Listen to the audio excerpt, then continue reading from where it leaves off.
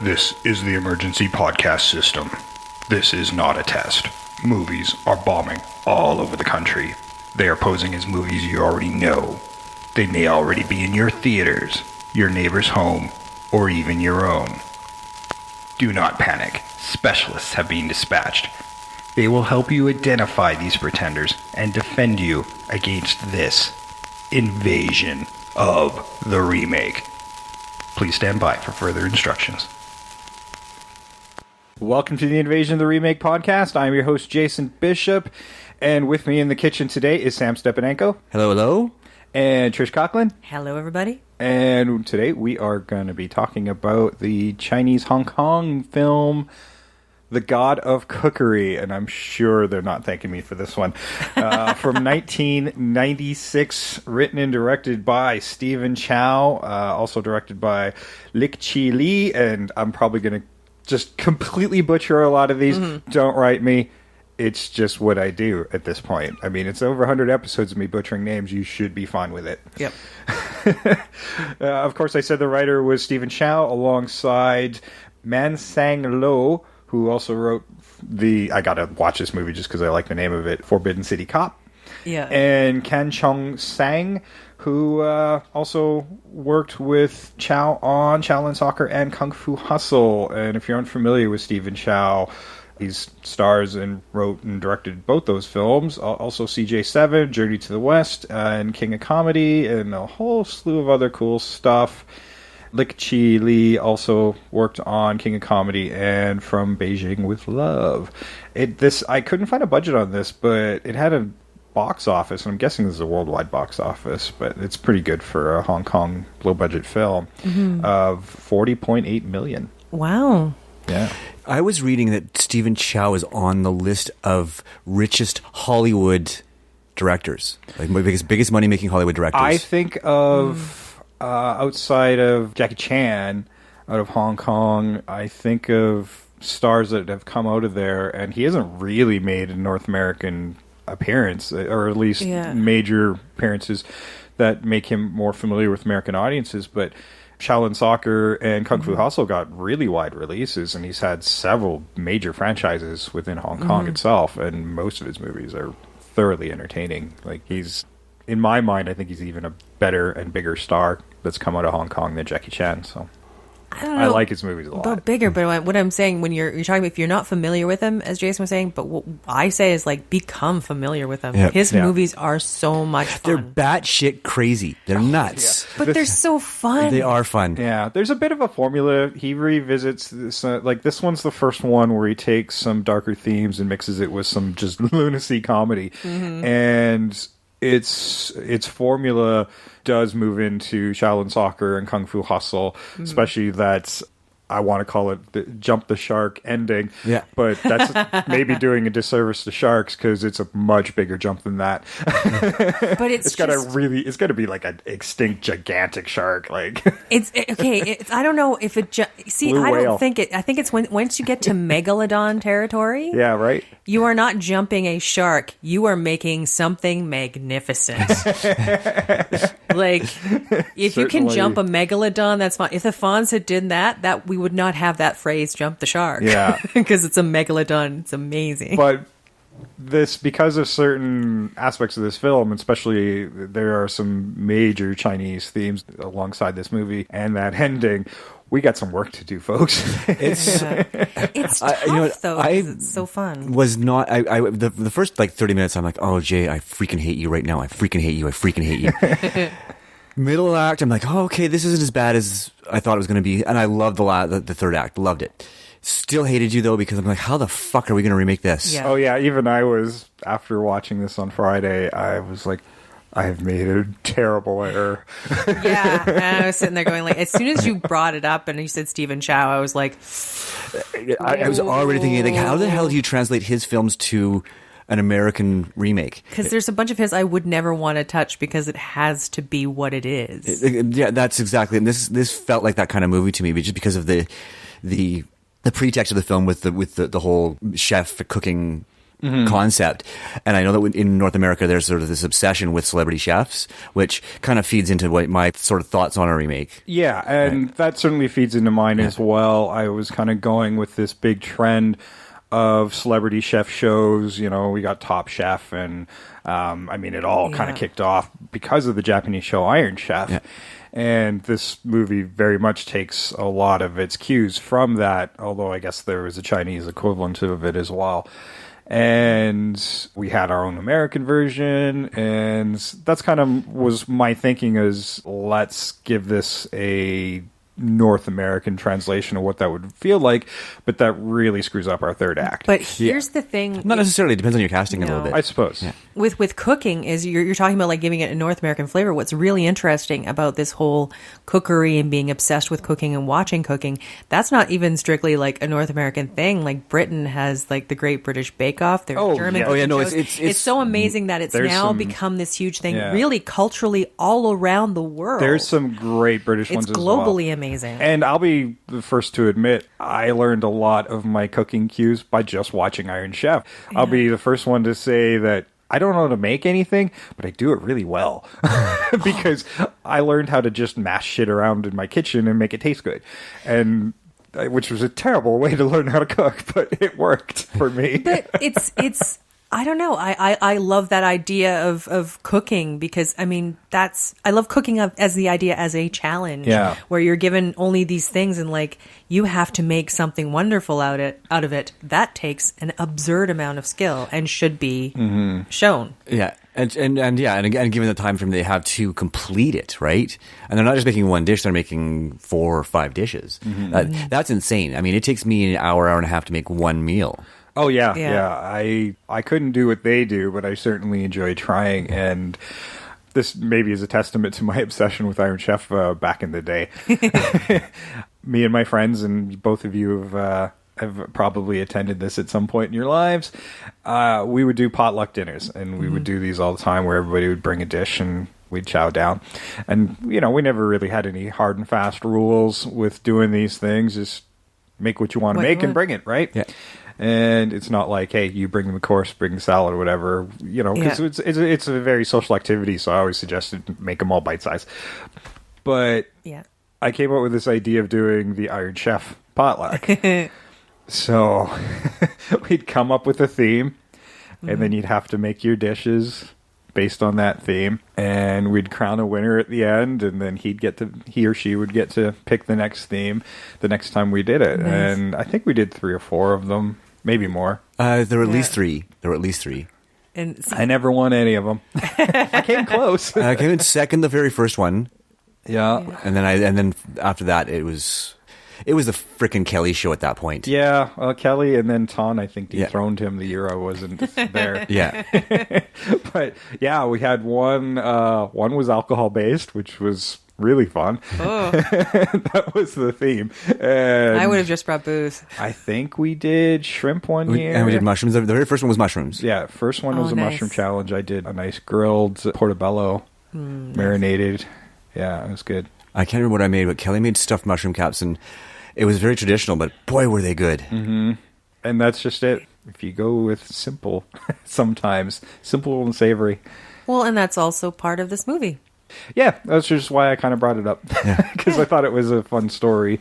And we don't get as super personal on this show, so I wanted to share something that we do, which is, we haven't done that in years, but it was fun. It was a fun thing we did for 4 or 5 years. Need to do it. And now that we've shared that idea with you, why don't you try it and share your results back with us? That would be fun. Yeah. Or your theme ideas. That would be fun. Actually, I don't think we did shrimp. I think it just wound up a lot of shrimp dishes with the alcohol. Probably, because shrimp and alcohol go very, very well together. Yeah, there were a lot of shrimp dishes in that alcohol challenge. Nice. Or show it to your friends. Be like, okay, this is a chef thing. We're going to do a chef thing. Just inspire your friends to be like, oh, we're going to just experiment. Yep. Yeah, and it's a versatile dish to do that with, too.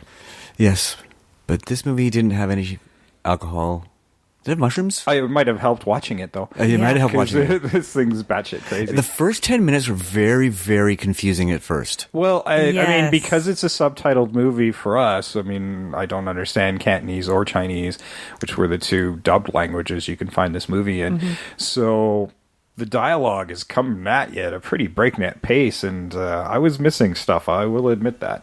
Yeah, because you're busy reading and you're missing And it's a lot of the clever other stuff. dialogue, The dialogue's very, very clever.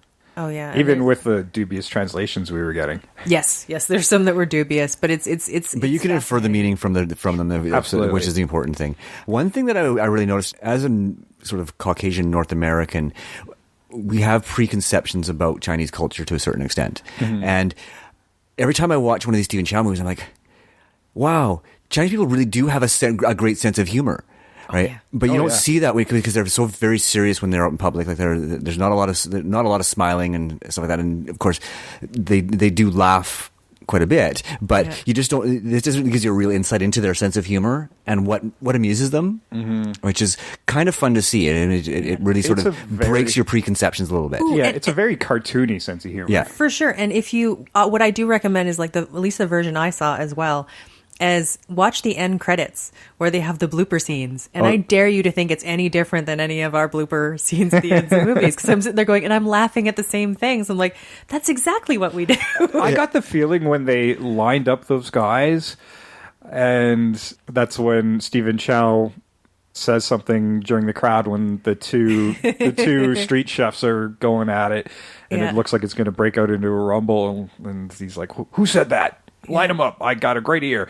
And Yeah. and everybody's saying the line, and as they go further down, they're just killing themselves. I got the feeling that they were bloopers that they just kept in. Because it was so much fun. Yeah, Yeah. I think some of it was that, and then some of it was like Stephen. I think probably at a certain point, Stephen was looking at it going, okay, this is happening.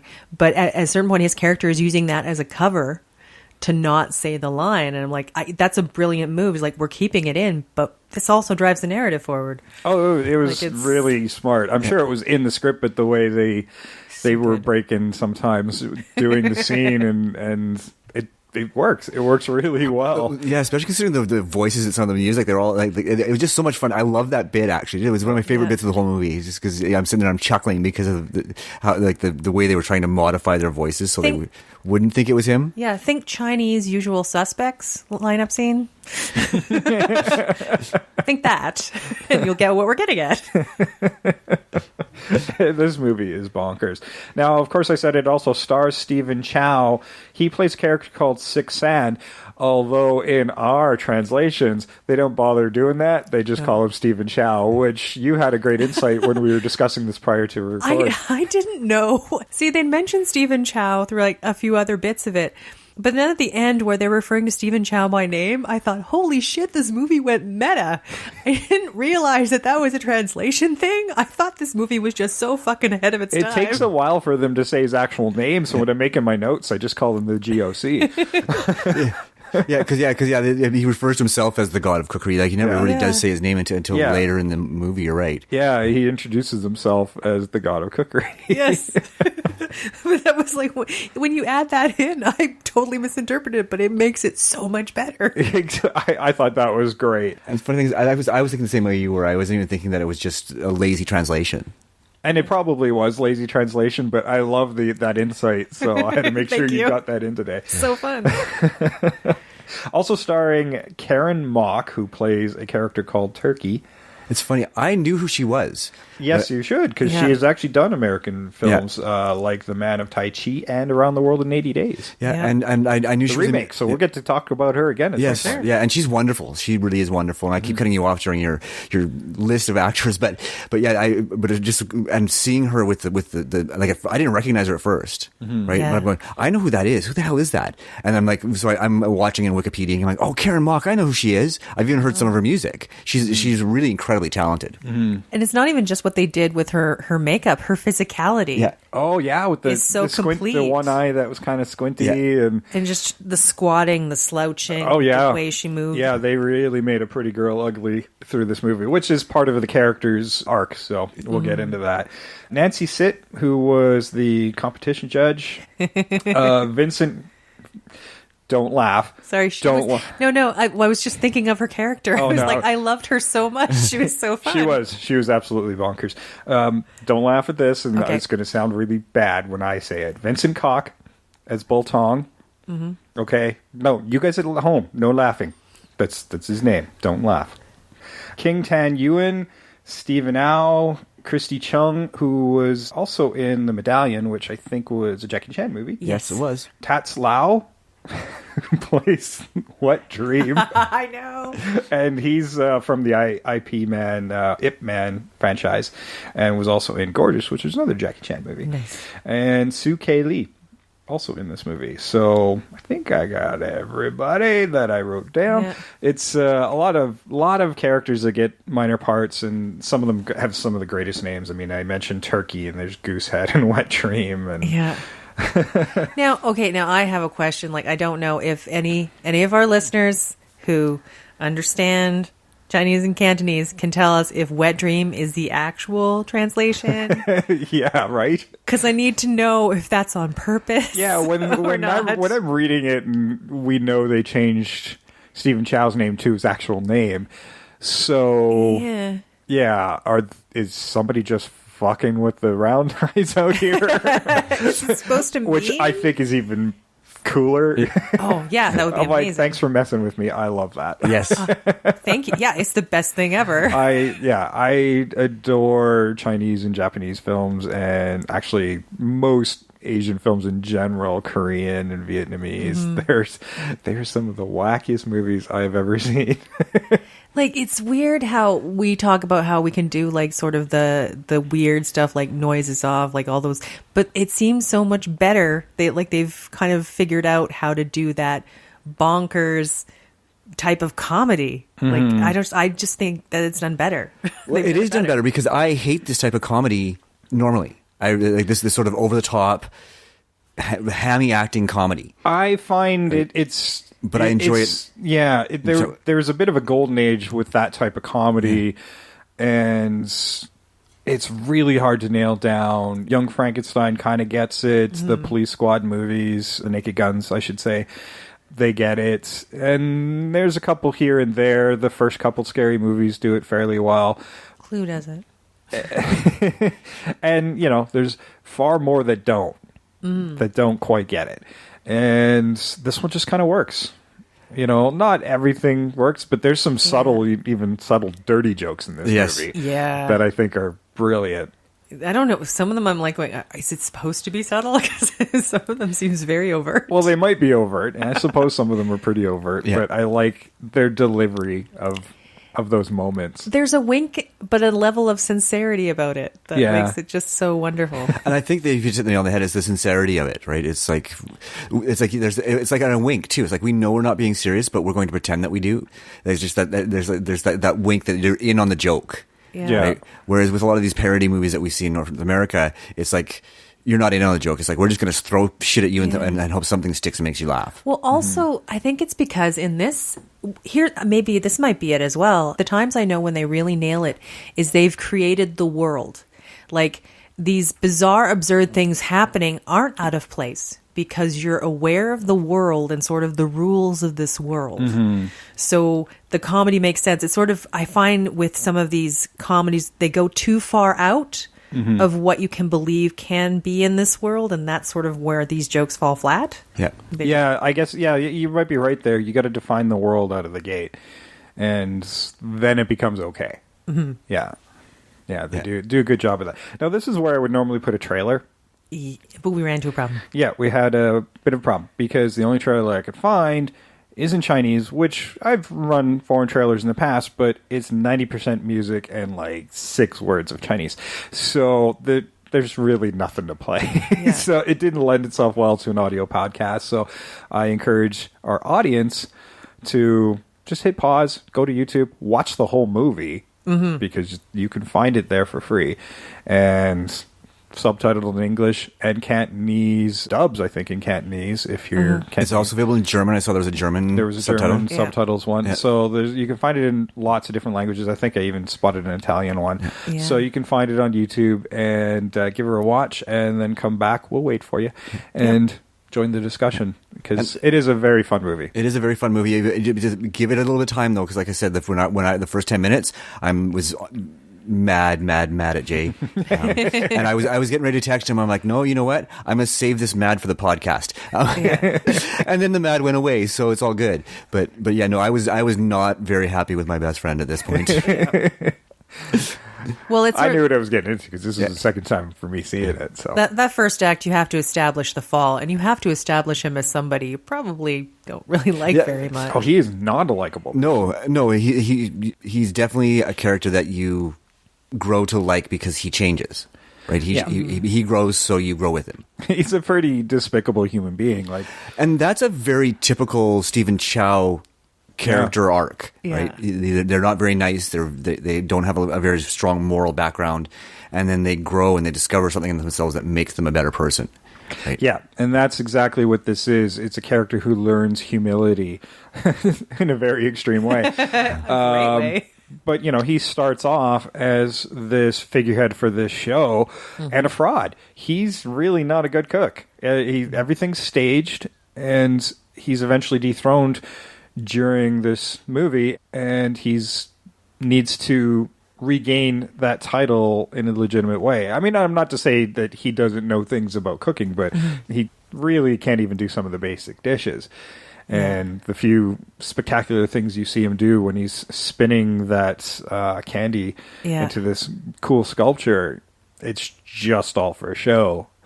And these poor chefs have to basically get just buried by him every episode because he's judging their dishes. Yeah, and I mean, and they're getting paid to let him do it. That's really important. Is it's all very phony. Yeah, I mean, and that's fine. It's television, it's entertainment, and it certainly makes a lot of these other shows you watch that are on TV now, all these legitimate cooking shows, just make you kind of question what is staged and what isn't. Yeah, but I mean, it makes you look at, okay, look, most reality shows have a script. There are script writers. There's a reason. Look at the credits. There are script writers for reality shows. There just is. So this one just very overtly said that this is all written, because he does say he wrote the script. Whereas, like when I say no, like when you said delicious, I didn't really believe it. Like suck on these cigarette butts and say delicious until I tell you to stop. Yeah, he's really mean to his lackeys. He figures he's paid for them. He's going to get everything he can out of them. And if they go off script, he's pissed because he wrote the script. Yeah, and he's very arrogant. He's become very arrogant because he's wealthy and powerful and famous.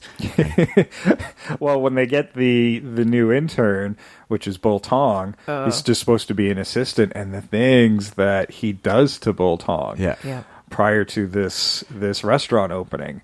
And very first time we see him, it actually grossed me out a little bit. It was a bit gross, yeah. He's applying for the job, and he's like, go take a shit in front of that lift. He came with toilet paper. He already had it ready to go. Yeah. And he went and did it. Yeah. They do stop him from doing it, but not before he drop trowel and gets going. Yeah. But it's weird. He must have been turtling by that point. Yeah, I don't know. I can't just one just doesn't show up when you need it. Not that I know if there's going to be an episode where you need to have one at the ready. Please, I can't even comprehend. Yeah, please don't text us and tell us about that time, please. No. No tweets about that. Can't believe a scenario that would happen. But yeah, later on, I think there's a point where he's out having dinner, and one of the other, I thought he had more than one assistant, because somebody comes in and they've been stabbed with a fork. Because he's pissed off at the guy for bringing him the wrong wine. I'm sure he's got lots of little PAs kicking around. And then I had a tough time figuring out who was who. I thought he had a producer, but I think he was more of a gangster. Oh, at the end, they do say, I'm pretty sure. Yeah, I think he's Triad, isn't he? He's Triad and the God of Cookery's business partner. Yeah. He's kind of both. Mm-hmm. Right. I think that's a character they call Uncle. Right. Yeah. Okay, that's it. Because he seemed very shady and crooked. Yeah. Mm-hmm. Well, and it becomes more and more apparent as to how shady and crooked he is after they got all these restaurants opened up in his name, and they're using inferior quality beef and really just basically selling it on this guy's name and their low-quality dishes. Which is something that happens all the time. Yeah. Like, there's a bunch of celebrities who have wanted to open restaurants. Like, think of it, there's like Britney Spears opened one and like it tanked because it had health code violations. Nobody goes to Planet Hollywood and what's that record one? Hard Rock? Hard Rock Cafe for the food. Nobody goes to Hooters for the food. No. Well, That's Hooters, not you your- do go for the wings. The wings are amazing there. That is But not See, your, and I but went that's to- not your dining experience. But I went to right? Hooters and I didn't think their wings were that great. I've had depends better on, wings. it depends on the Hooters. I think that's.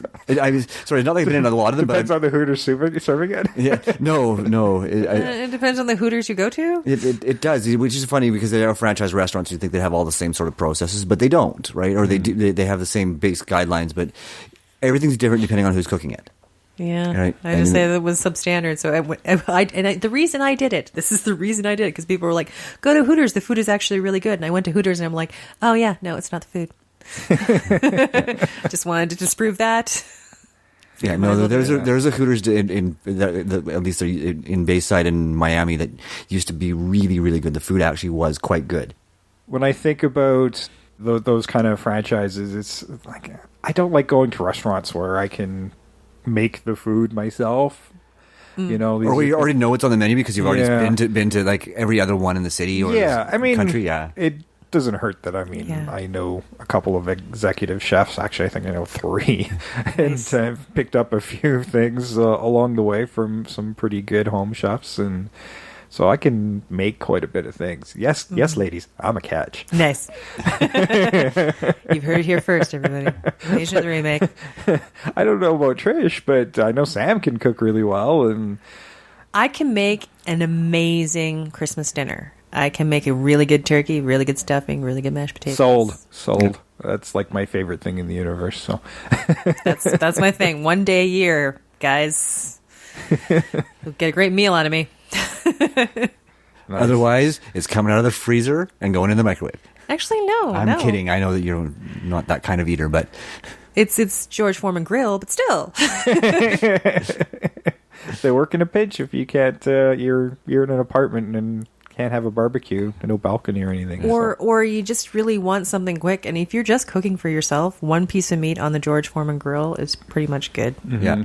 Trust me, when I was in an apartment, that George Foreman got used a lot because I didn't have a barbecue at the time, and And a really small freaking kitchen. yeah, it was. You have to make use of space.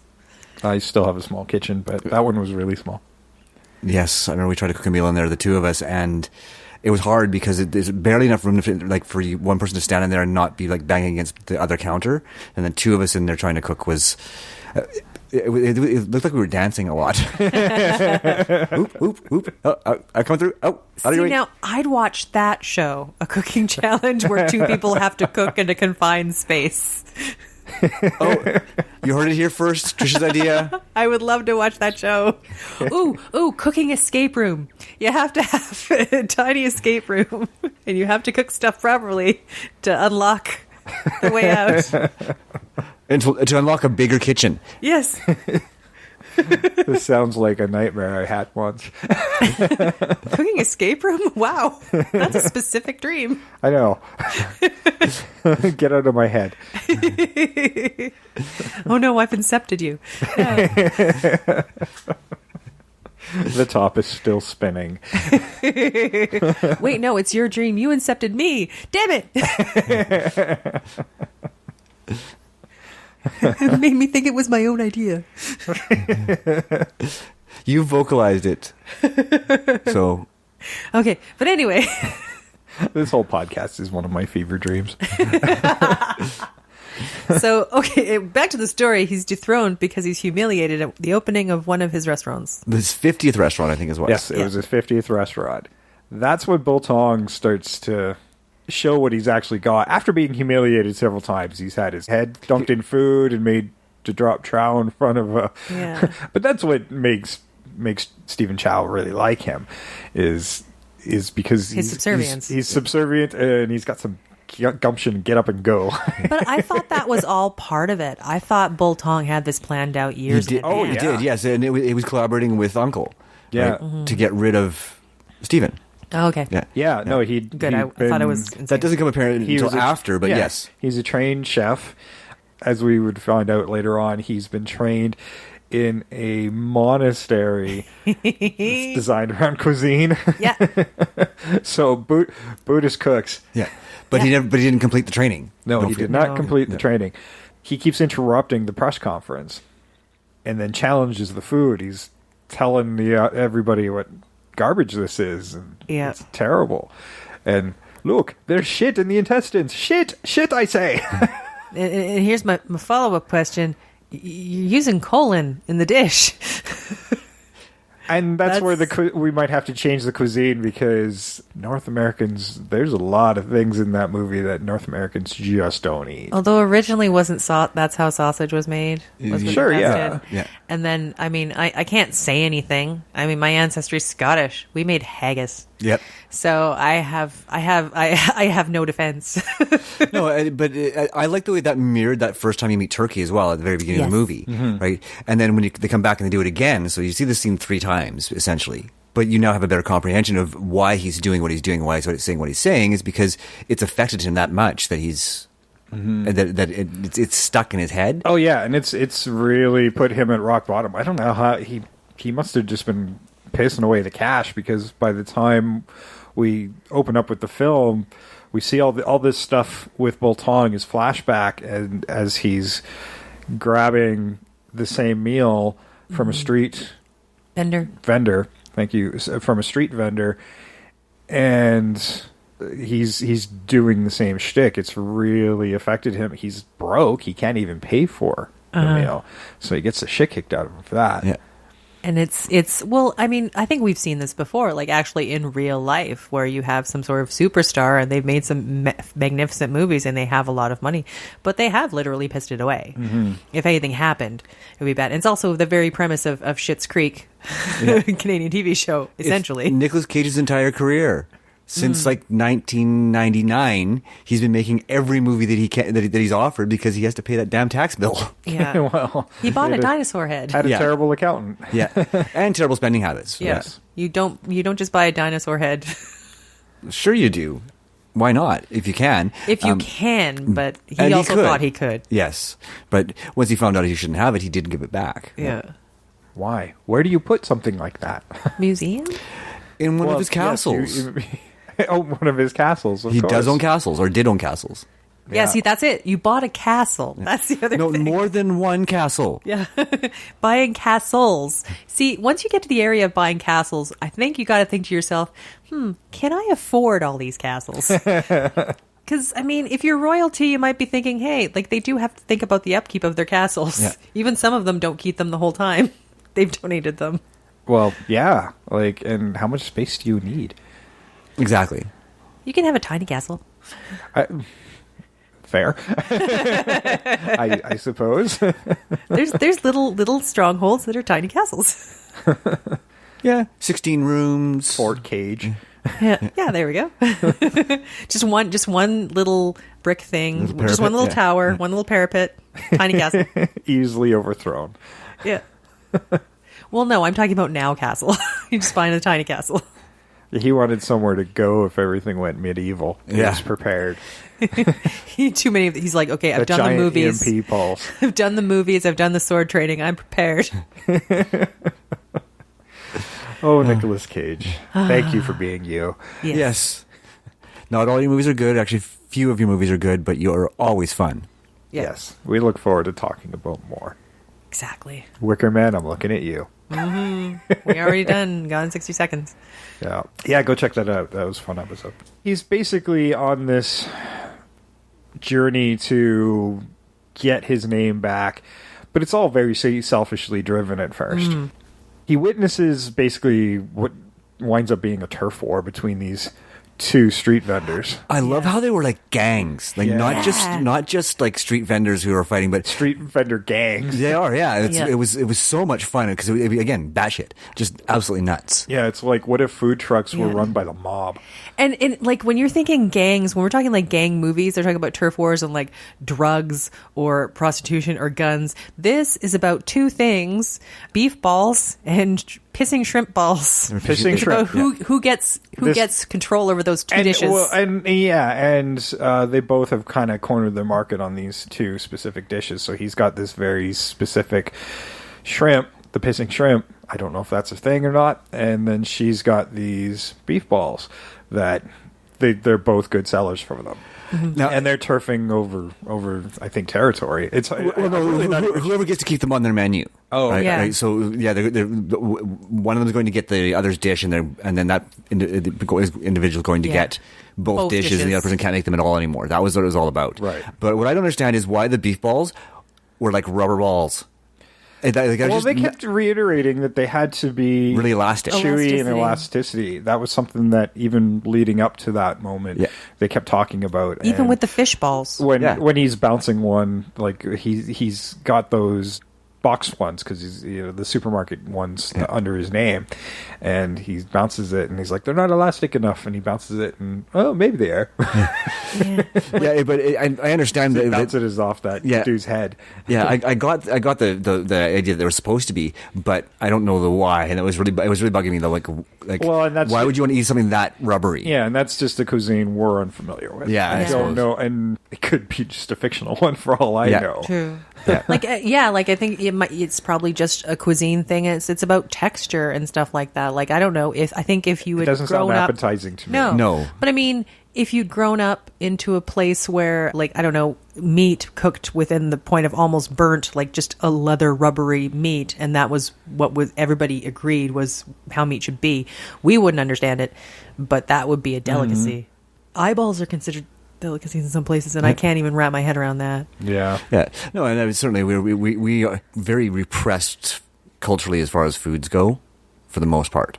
Yeah, like the colon shouldn't upset me, but it does. But, I mean, I guess if done properly, it can be good. And it's using everything. And we live in Canada. We serve people bull testicles.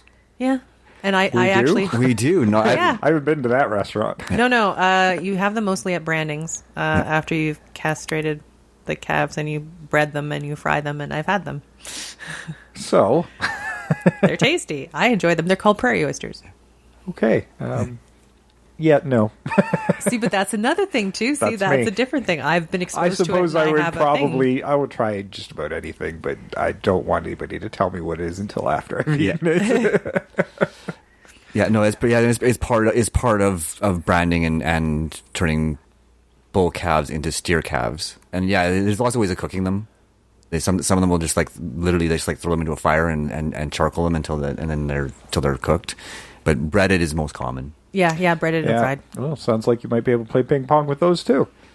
Like not as cheap as you think. No, they're like. Yeah, they're Stop doing squishy. that with your hand. Sorry.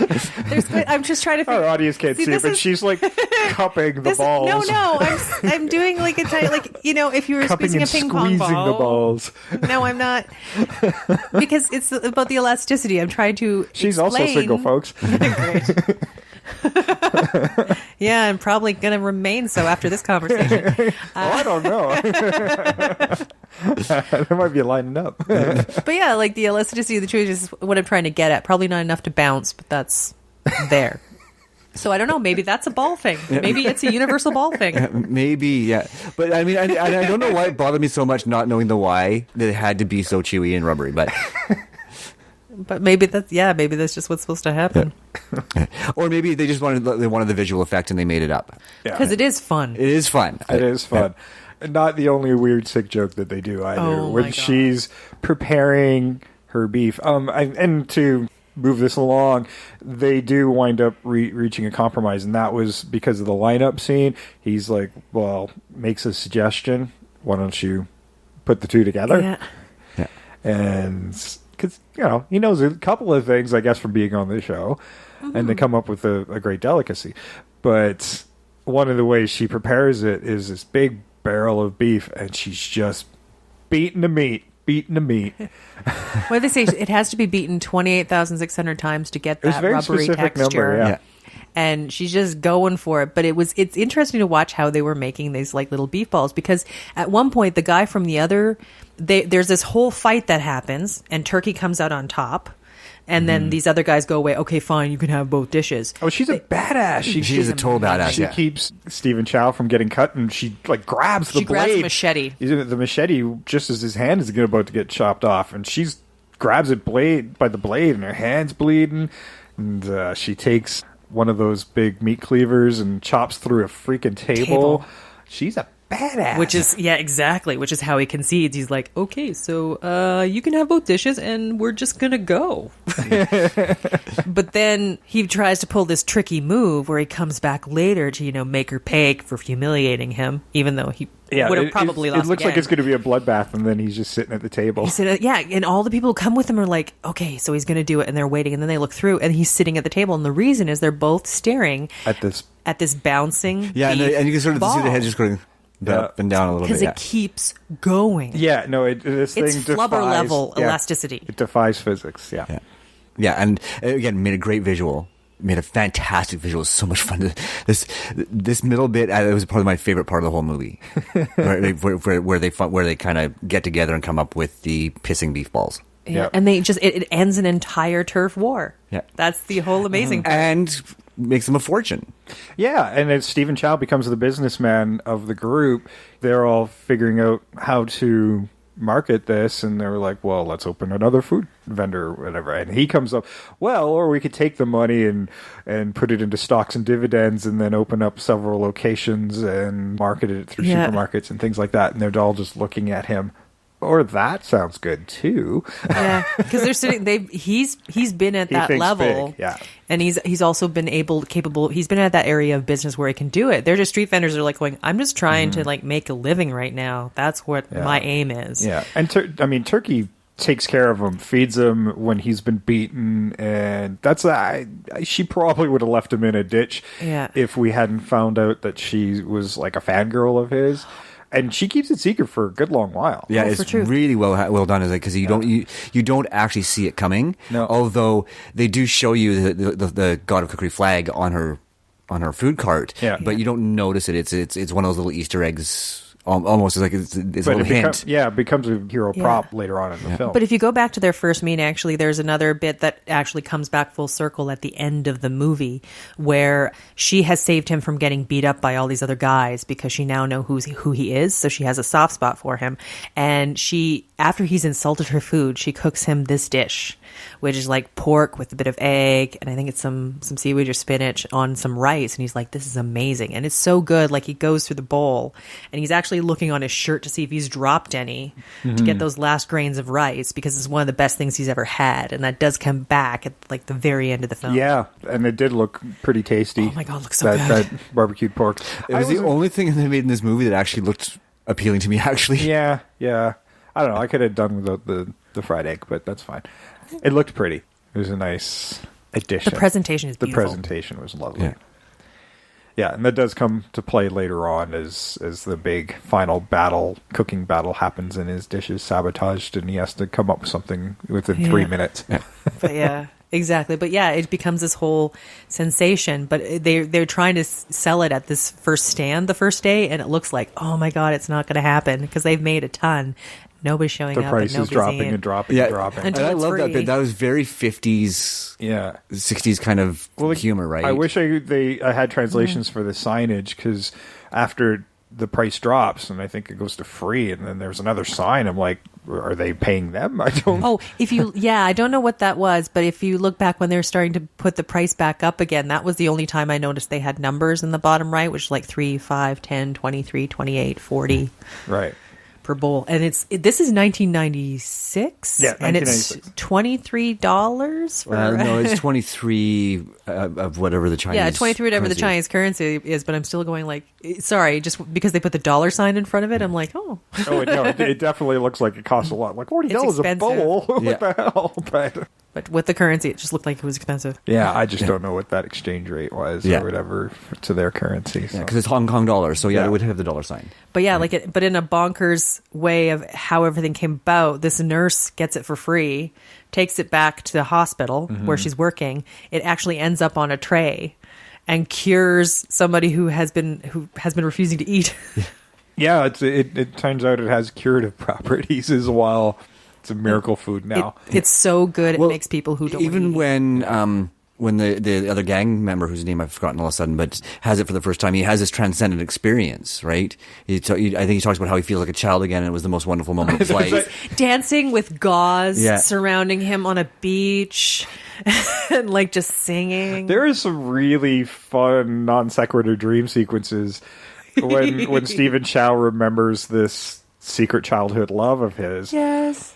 That never comes into play again. And that was something I wanted to loop around in our remake. It was just for that moment. And then his head is like buried in this The guy's chest. chest. I'm like, well, how embarrassing for you. See, I seriously thought when they showed that bit, it was going to be turkey. Yeah. Well, and that's what I would do. I would make that girl turkey because we find out later she's been scarred and through lots of turf wars and things like that. She's racked up a bunch of injuries, and she just has been made ugly for the majority of her scenes. And it'd be somebody he's not recognizing. It could be his lost love, and I'm like, that would be great to loop back around. Yeah. Instead of making it a one-note joke, make it. And I, as far as I know, it was a cameo of some notes. The Hong Kong people probably totally know who this girl was. I had no idea. Well, and it led into the joke where the schoolgirl with that was a guy, right? Yes, which was very funny. I mean, because that sequence happened right before the super fan showed up, and it was the guy with the pigtails and the beard and the schoolgirl dress. Right? I think he was the celebrity that they were coming. I love how he drop kicks her. He does this spinning roundhouse kick. Look over there, and then drop kicks her. I'm like, that's okay. I know.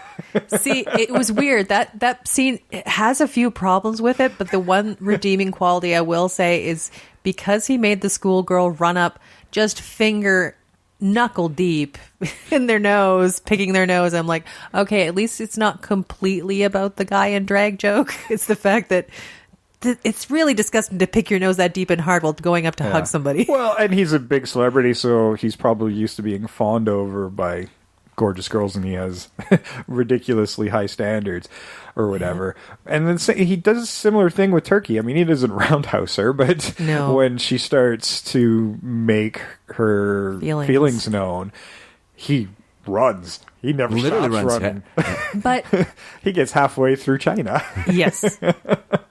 But he takes a plane. Well, he would have had to because they're on Hong Kong and he's going to mainland China, so he would have to take a boat or a plane. Yeah. This is like an ongoing theme in the movie, really, because there's a point at the beginning where somebody makes a really good dish, and the reason he fails is because his face is ugly. Yeah. And then you have actually at the end competition, she dismisses somebody because of his expression. So this idea of the chef having to be a certain level of attractiveness is actually throughout the movie. This is also why he's god of cooking. And when Bull takes over, he's wearing a fake mustache and he's trying to like make himself look better. It's a whole he's got the fake theme. spiky hair and He's trying to make himself look more stern, And- because he's so baby faced and kind of this adorable guy, and then he throws on the sunglasses and the fake mustache, and it is transformative.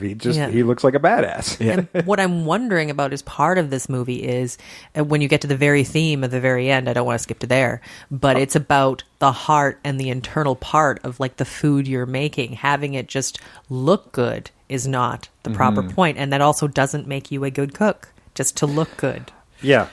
The shallowness or the just looking at the externals doesn't really help. It has to be the heart of everything that's happening. Yeah. yeah, and then there, you can draw comparisons to like Water for Chocolate and some of those other movies where they talk about emotion in your cooking and stuff like that, right? Right, and I mean some of the best food I've ever had looked awful, right? It's because it was just a sort of a goulash of mess, but when you taste it, it's like you can taste every single thing in there individually, and it just blends together perfectly, right? So it's all a question of care, not looks. Yeah, and who doesn't have that dish that probably logically it's not good. It's not good. It's not super delicious, but because of this memory you have associated with this dish, you do enjoy it and you love it because that's what it means to you. Yeah, and sometimes it is. It's really about that taste sensation, the texture, and the flavors rolling through. And, you know, there are some foods that like I've had maybe once or twice in my life, but I just dream about them because they were so good when I had them. Yeah, and then there's the fun. I mean, people our age should not eat craft dinner. But but we do because I don't. It's childhood. Yeah. No, and we don't either. But when you do, it's like it does remind you of your childhood, and so it does have a memory, right? And that's what I think we should. I'll do I it. have Yeah, good memories of I'll craft do it dinner. once or twice because I'm like, I just need some comfort. Yeah. Or you'll have like some old fast food because you're like, oh, I need to get back to that place. I'll give you some boxes before you leave because I'm never touching them. All right, that's all right. They're I will eat it yours. every once in a while. Because I've never liked it ever. Oh, I use it as an example. Not everybody did like it. I've never been a big fan of it either, to be honest. But Yeah, that is definitely not one of my Oh, for me, it's once every- memories of positivity. No, once every couple years. the only association I have with that particular brand, and not macaroni specific, is probably an hour of puking. So, yeah, no Oh, thanks. no. Okay. Thank you. Then I get that. I totally get that. yeah, I don't have my memory isn't that vivid. But it is attached with emotion. Yeah, There we go. It's a but painful one. it still makes Trish's point that there are Yes. foods that really aren't that great, but still taste wonderful to you because of that associative memory. Right? Yes. Or you can't eat ever because of an associative memory, right? Yeah. S'mores for me. Can't do There it. you go. During his run away from Turkey, when she finally catches up with him, she's really fast. She's amazing. She's really got some good heels. Well, that I Strong mean, legs. like your backpack, like she can run with the backpack just flapping on her. Oh, and yeah. I'm like going, just tighten it up, just tighten up that backpack, Turkey. Everything will be easier. Oh yeah, no, she's probably racking up some injuries with that sprinting. But eventually catch up to him, and they get attacked by this gang. Yeah. And she is this was probably the shocking point in there. It's not a close up of her face or anything. It kind of happens off screen, but she's shot in the face. Yeah. It's like, holy shit. And then He's about to get shot. Yeah, he's also shot, and then a screen goes black, and it's a month later. Yeah. Welcome to Sharksville. It has been jumped over, and all the sharks went, huh, where did Fonzie come from? See, I don't know. But this is very Stephen Chow. It is very and Stephen it probably Chow. isn't as Jump the Shark, because this was very much a martial arts thing of those types of movies where the guy goes through this transformative experience at the Buddhist temple and comes out as this great master. And he's done it in record time. Yeah. Bull was there for 10 years and never finished his training. He's there for 1 month. And he spends most of the time getting the shit kicked out of him and recovering. And trying to leave. And it's what the... Oh, yeah, the brass monks. The 18 brass men. 18 brass monks. Yeah, 18 brass men, yeah. Which is great because it's what's hilarious, what I love every time. They're beating him up, and every time they're beating him up, there's like 3 guys in the front just doing whatever. They're just posing, yeah. just doing whatever, just hanging out. They have nothing to do with it, but they're just there. Yeah, they're just doing martial arts poses. Oh, it's hilarious. poorly as well. That's the best part is even as somebody who's not a martial artist, I can tell that they're doing them poorly. But what I love about that joke is that joke goes into like a lot of other, it reminds me of a lot of other movies where one guy is facing off against a ton of guys and there's all those useless guys that are just like hanging around. They could easily get rid of him, but they're just hanging out doing shit on the sides. And he tries to con his way best out a few joke. times, and They're playing cards. They're all pretty buddy, but it's every time he tries to leave, they beat the shit out of him. And then they drag him away with just like this little the strip of blood, yeah. trail of blood. He should be dead. Yeah, Yep. And the master of this temple is Wet Dream. So now, through circumstances, as they've built up their reputation with this product, he's gone missing, but a competition has been prearranged, and now it's record day, and we are literally at the 11th hour, and there's no sign of him. They think it's going to be a default, and that's who was sent. Bull had sent men to kill him. He's like, oh, Yeah. we can just do that, right? And Uncle, he's still worried at the very end, and Uncle says, no, he's dead. So Uncle was the one who had made all the arrangements. Oh, sure. Kind of. We assume. We assume, yes. Yeah, well, it seems pretty clear when he says he's dead. Don't worry. I think Bull was the one who arranged it, though. Well, I think Bull ordered it, but I think Uncle is the guy who makes the arrangements. I think he was very He's the well aware. quote-unquote manager Yeah. of his triad people. Yeah. Bull He doesn't would call know. the shots. But, He would know. I mean, we're going to get into the review. I don't want to wreck it, but there's something at the end of the movie that suggests that somebody else entirely was involved with that whole setup. But the fairies? Not the fairies, which was really weird. That was weird. That Well, part. they do set that up right at the beginning. I just didn't think we were Yeah. going to do that. yeah. But I'm gonna reveal it because this conversation. time, yeah. So it turns out that Turkey's not dead. All of her bridge work in there and these gold teeth and stuff stopped the bullet. Yeah. That's right. Okay, no, that's right. Now, never mind. You know what? I've figured out answer my own question there because I thought that I when I first saw that I thought they had set it up that her and Goosehead. Oh, no. Had set it up, had kind of set it up to sort of shake him loose of his. No. No. They do reveal to him that she's not dead. Yeah. Yeah, like she That's right, survived, yeah. but she purposely did not tell him she survived Yes, because she no, didn't that's right. want That's that it. to be a thing. Yeah, and gave her plenty of time to get some plastic surgery done. Yes. But here's the other thing too. I think what and also they had money. We forgot to mention the fact that they were very Yeah. successful with their Yeah. pissing beef balls. They started canning them and Oh yeah, They initially were going to open up restaurants, but they're all in terrible locations, and so Yes. the new God of Cookery Bowl was they weren't worried. They were laughing. they at thought this. they were tricking them, but then Yeah. they figured out what was happening, and what they instead did was got canning. They took all of that money that was coming in to invest it and invested it into supermarkets, and suddenly factories and stuff, and what they thought was going to be 20 locations, restaurants in terrible that spelled out locations. failing in Yeah. And yes, in it was Cantonese, yeah. there was a lot of extra little tidbits there.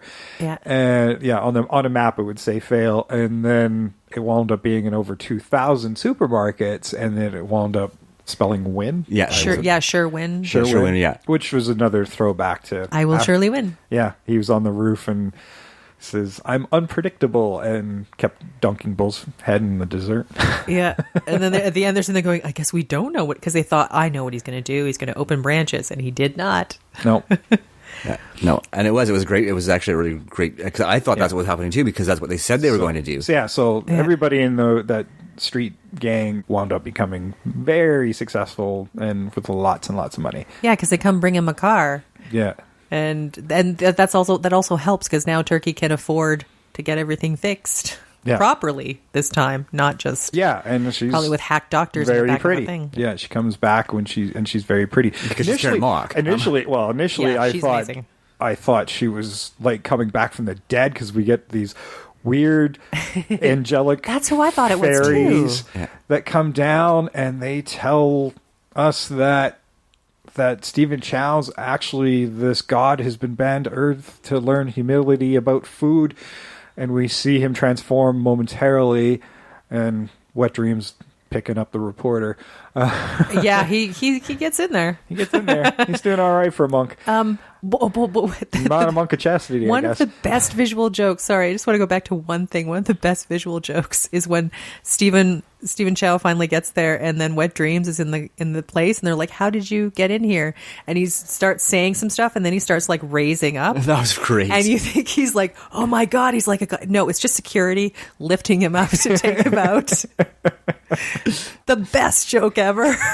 The Wet Dream scenes are great. He comes out of nowhere. He comes out of nowhere, yeah. Most of his scenes are like that, though. And I mean, they don't drive the story forward in any way, but Yep. it was so Just much goofy fun. fun. Goofy fun. So fun. Yeah. During the competition, they're actually both making the same dish, but his in this urn, and it's going to be heated by magic. Boiling water. No, Normally it's quote unquote internal skills. Yeah, internal skills, and normally it's like a 48-hour cook time or something stupid like that, and they've done it in a few minutes. But his urn's been rigged. And how I don't know, because he showed up like a minute before. Yeah, they never set that up. Well, I don't know. The urn was there. I thought, just in case they showed up, they put explosives in his urn. Yeah, he kind of left it. They know what dish he's going to make, right? And so he's left with like 3 minutes on the clock to cook something, and that's when he makes that dish that Turkey first serves him when pulling him out of the gutter that he loves so much that he checks his shirt for. And the first dish, the big fancy in the urn 48-hour magic cook thing, really wows the judge. She's like, oh, you can taste all 70, 80 flavors. 81 flavors. It's crazy. And then, of course, it's almost transcendental with the experience of that simple, more home dish, and that barbecue pork, and it's pounded with what she called the sorrowful hand. Sorrowful hand. The sorrowful hand. And I love how they do that in old martial arts movies, they would actually shout the name of the move. Yeah. And they do that while they're cooking. And sorrowful hand.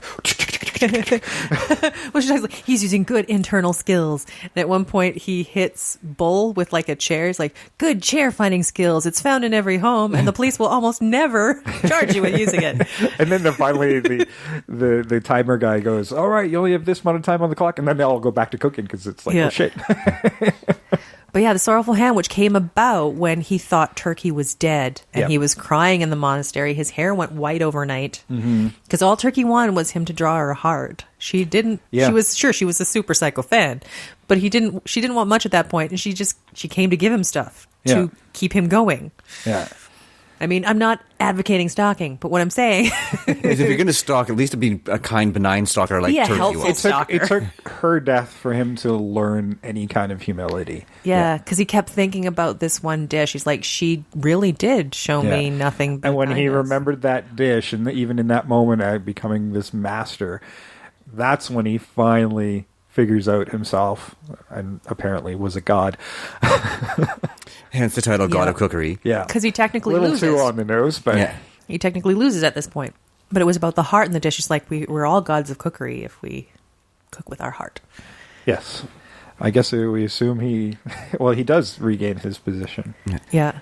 Although with that judge, she has gone through something I have gone through with some food where I think it's wonderful and it's gorgeous, but I'm sort of angry when I'm like going, okay, now I have this. I can't go back. I can't go back to having a crap version of this.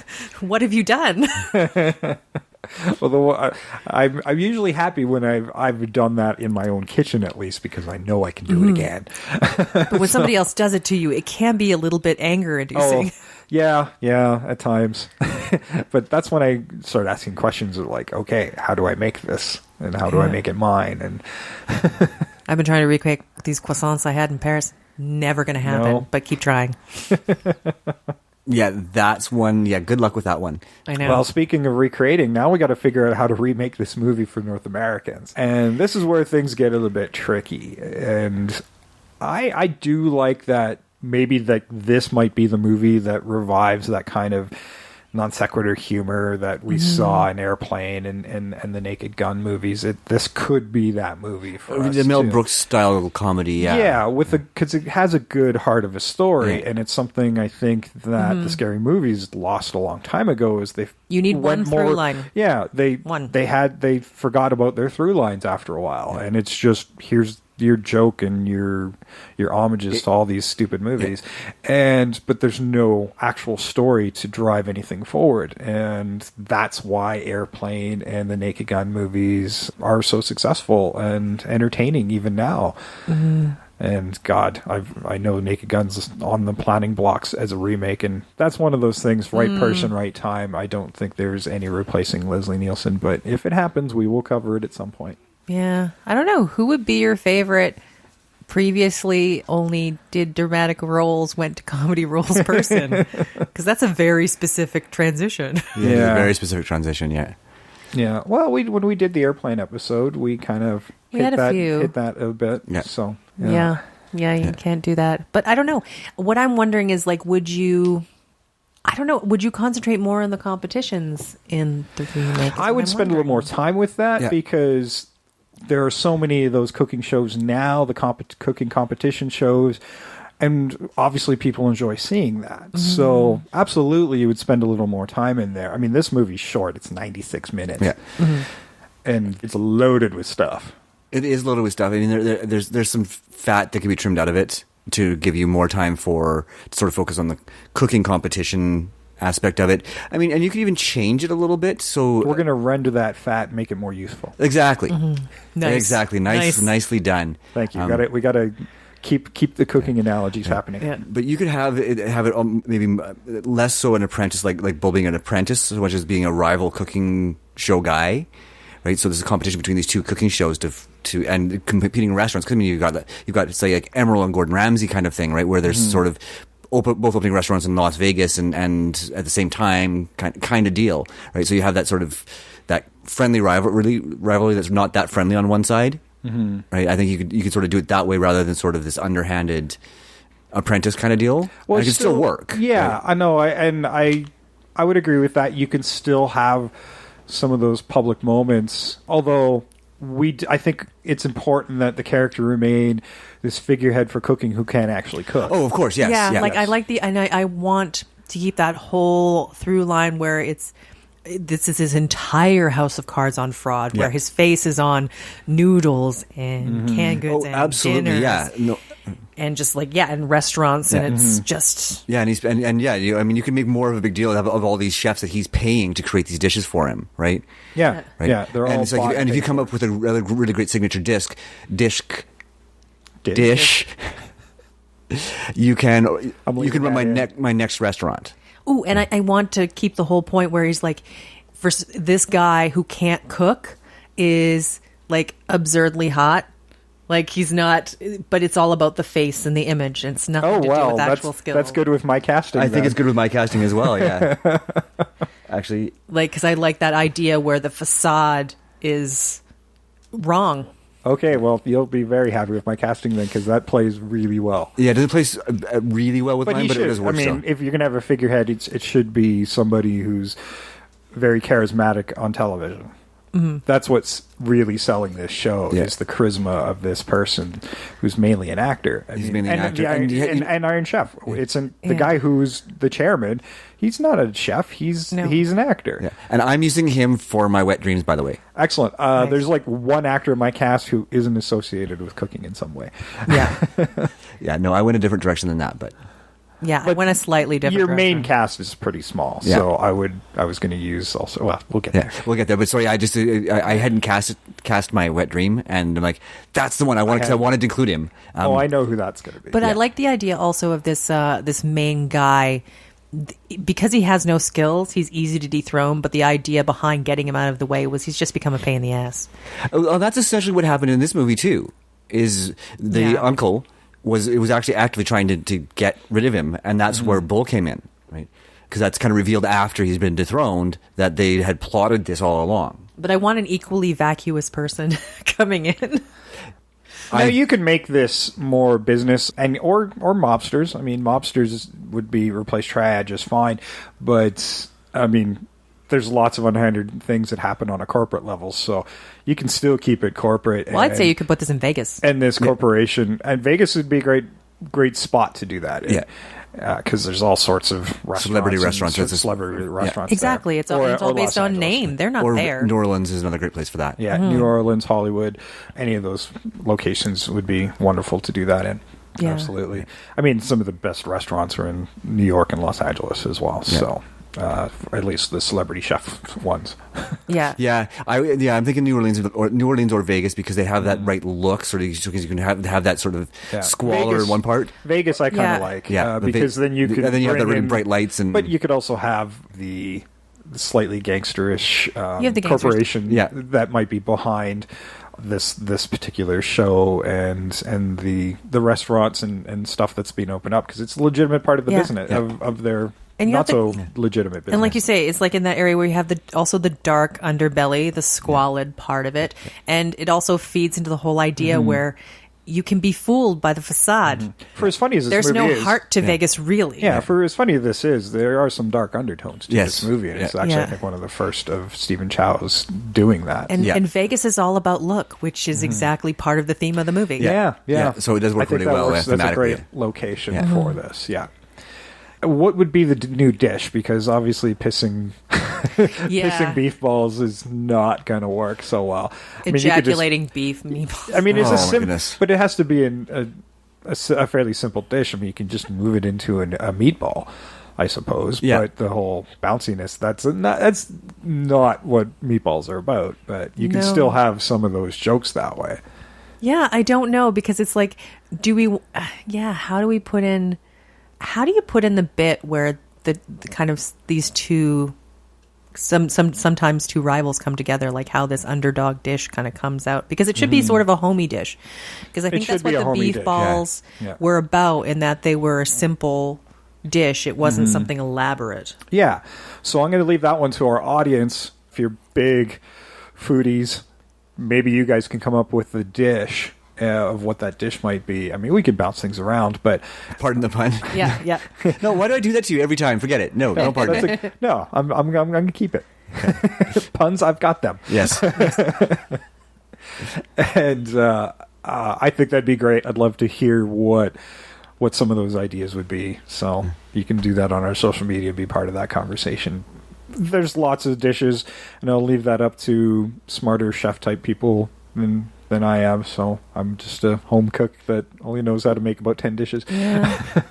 Well, and part of it, too, is we spent so much time thinking about how we'd remake this movie that we didn't have time to think about what I the didn't food think would be. about the actual dish. Yeah. I tried, but I tried a couple things. The closest I ever got was like just the humble hot dog, because it seems like such an underachiever. But if you did it right, people could go be really bonkers about it. Yeah, I mean, there's like lots of homey North American dishes like grilled cheese, but how do you capture some of those really great moments from the original movie with a grilled cheese sandwich? you can't. You can't. It's just not No. possible, right? No, and part of that is some of the dirtier undertones Yes. of those jokes. And the Yeah. bouncing of the meatball, which sets up a really great moment. Yeah, it could still be a meatball, I suppose. It just I wouldn't want to eat a bouncing meatball. No. Yeah, no, because the point of it is not supposed to be something. I mean, the joke could Rubbery. change. Yeah. I mean, it doesn't have to be the same joke. No. But there should be something else that you can come up with new jokes with. And Yeah. at least the beat the meat thing would probably still work. Yeah. Yeah. At some point in there. But I don't know. Well, I mean, yeah, you could, instead of making it bouncy, they could like roll infinitely on the table. They'd just be going, rolling their head around. Yeah, because a perfectly balanced meatball that the- you just roll yeah. around a bowl and it just keeps going. There you go. And we can have a cupping the balls joke like I made earlier. Yeah. Perfect. Okay. Ooh, but you could still have the thing where like the ball has something in it, like for sure. a little like a cheese inside the meatball. Oh, yeah, stuffed meatballs. I've done those. Yeah. So- Yeah, Yeah. absolutely. Oh, yeah. No, absolutely. I think that's fine. So that's a simple change, and you can still keep similar jokes. But that wasn't Americanizing the dishes Ooh, and you isn't the big problem in this Ooh, and you could movie. put them in cans too. For Yeah. sure. But that's not the biggest problem with this film. Now that we've Americanized the food itself, we have food trucks, that sort of thing, and they're probably all over Vegas. All good because I'm sure they're outside of hotels and all sorts of functions. And Yeah, you can Yeah, have and you their can still have meeting turf by wars. surf wars, You can have their absolutely. meeting by the food So truck. all that All that's taken care of. stuff works. It really is that final act that really needs some changes. I mean, I like the stuff with Turkey. We're probably gonna have some name changes, obviously, with the Americanization of some of these characters and actors. So Not necessarily. I mean, they're fun nicknames, right? Yeah. Well, Bull Tong. It Yeah. might just be Bull. Yeah. After this. Yeah. But- I mean, there was Bull Shannon from Night Yeah. Court. Yeah. It's not like it's simplifying these names. And And I mean, if you're part of the gang, you're going to have a nickname. oh, sure, yeah, absolutely. Most of that stuff plays. Like now, Goosehead, I The could final act with the monastery. That's the major problems of this film that I'm trying to remake, and that's going to be the tricky stuff. Yeah. Not with my casting. I did it on purpose so I could keep that in there. Because So I think it's so fun. I do too, but how would we change that if if it's not a monastery, I'm like, you're not going to find some far away Eastern monastery. Well, actually, See, that it's in what Vegas if he's in the left desert. to die in the desert, and it's more of an oasis and a more Yes. cosmic thing, a more mental thing? Yeah, he has like sort of an epiphany like in the desert. That's the thing. Yeah. Like in Vegas, he's left out there, but then there's this group of people in the middle of nowhere just trying to reach a higher plane. Right. Well, and, I mean, he is looking for the Navajo. or I don't know who the natives out in Vegas would be, but I don't know either. Maybe the Hopi, but they're but that would be great in a sweat lodge or Yeah. That could work. Yeah, because he's looking for a cooking school, right? Like he's already looking. That was part of the whole premise of the third act, right? Is he's looking for the cooking school, so he can still be looking for it. Yeah, I'd like that where we can have his spirit animal is an actual turkey. Yes. That'd be fun. Yeah. Oh, I like that actually. And you can kind of keep that whole sort of, not the whole thing at the end, but that awareness, that awakening at the end still can stay in there, but it's couched in that mythology. Yeah. Oh, I totally dig that actually. And you can still have your 18 brass men kicking the shit out of him too. Well, I wouldn't be brass men anymore, but you could. Oh, I want to keep them kicking the shit out of them, and then like a couple of guys just. Yeah, I do. That's the best visual joke. I do love the idea of maybe it being a similar scene, but in stereotypical native garb, during a ceremony or something, and he keeps trying to escape, and they keep beating the crap out of him. Yeah. I don't know how. I mean, I love the martial arts stances, but if we change it to a native culture, it's going to change that scene a little bit. But there'd be something else we could do that it has to be. Yeah, like I don't know, just them having. I mean, that's the thing. I like the non sequiturs, and we could change it to something else. And maybe that's up to my director. I have a good director who's a master at these kind of non sequitur jokes. Yeah, it would. Yeah, because it would just be so much fun, and the guys that they won't let him leave too. Yeah, I think it'd just still be the same sort of thing. Well, because he hasn't gone through his transformation yet. No, he hasn't. And they're They've like, dude, helped we're him, and trying to help his, you. That's his payment as well for them helping him. Is he has to go through this transcendent experience, become a better human being. Yeah. Yeah, and I love that he has to do that with another culture. Yeah. yeah, that totally works. Yeah. Yeah. Well, let's get into our casting, and maybe we can come up with some new ideas based on our casting. Trish. See, and I went a different way, which I told you about. That's okay. That's why I'm starting with you. Because I literally thought you could make this into an adult cartoon. Like in the terms of like, what's the food movie that they had out with like the hot dog and the Sausage Party. Sausage Party. Thank you. There it is. Well, and we got Ratatouille as well, so it's food and cooking is not unusual for animation. So. Not unusual for animation, but also because it's sort of you can keep the darker overtones even though it's animated. Mm-hmm. So, but I had I had them sort of done out by what they were. Mm-hmm. Like I had Stephen Chow, as they have him there, like just a chow dog.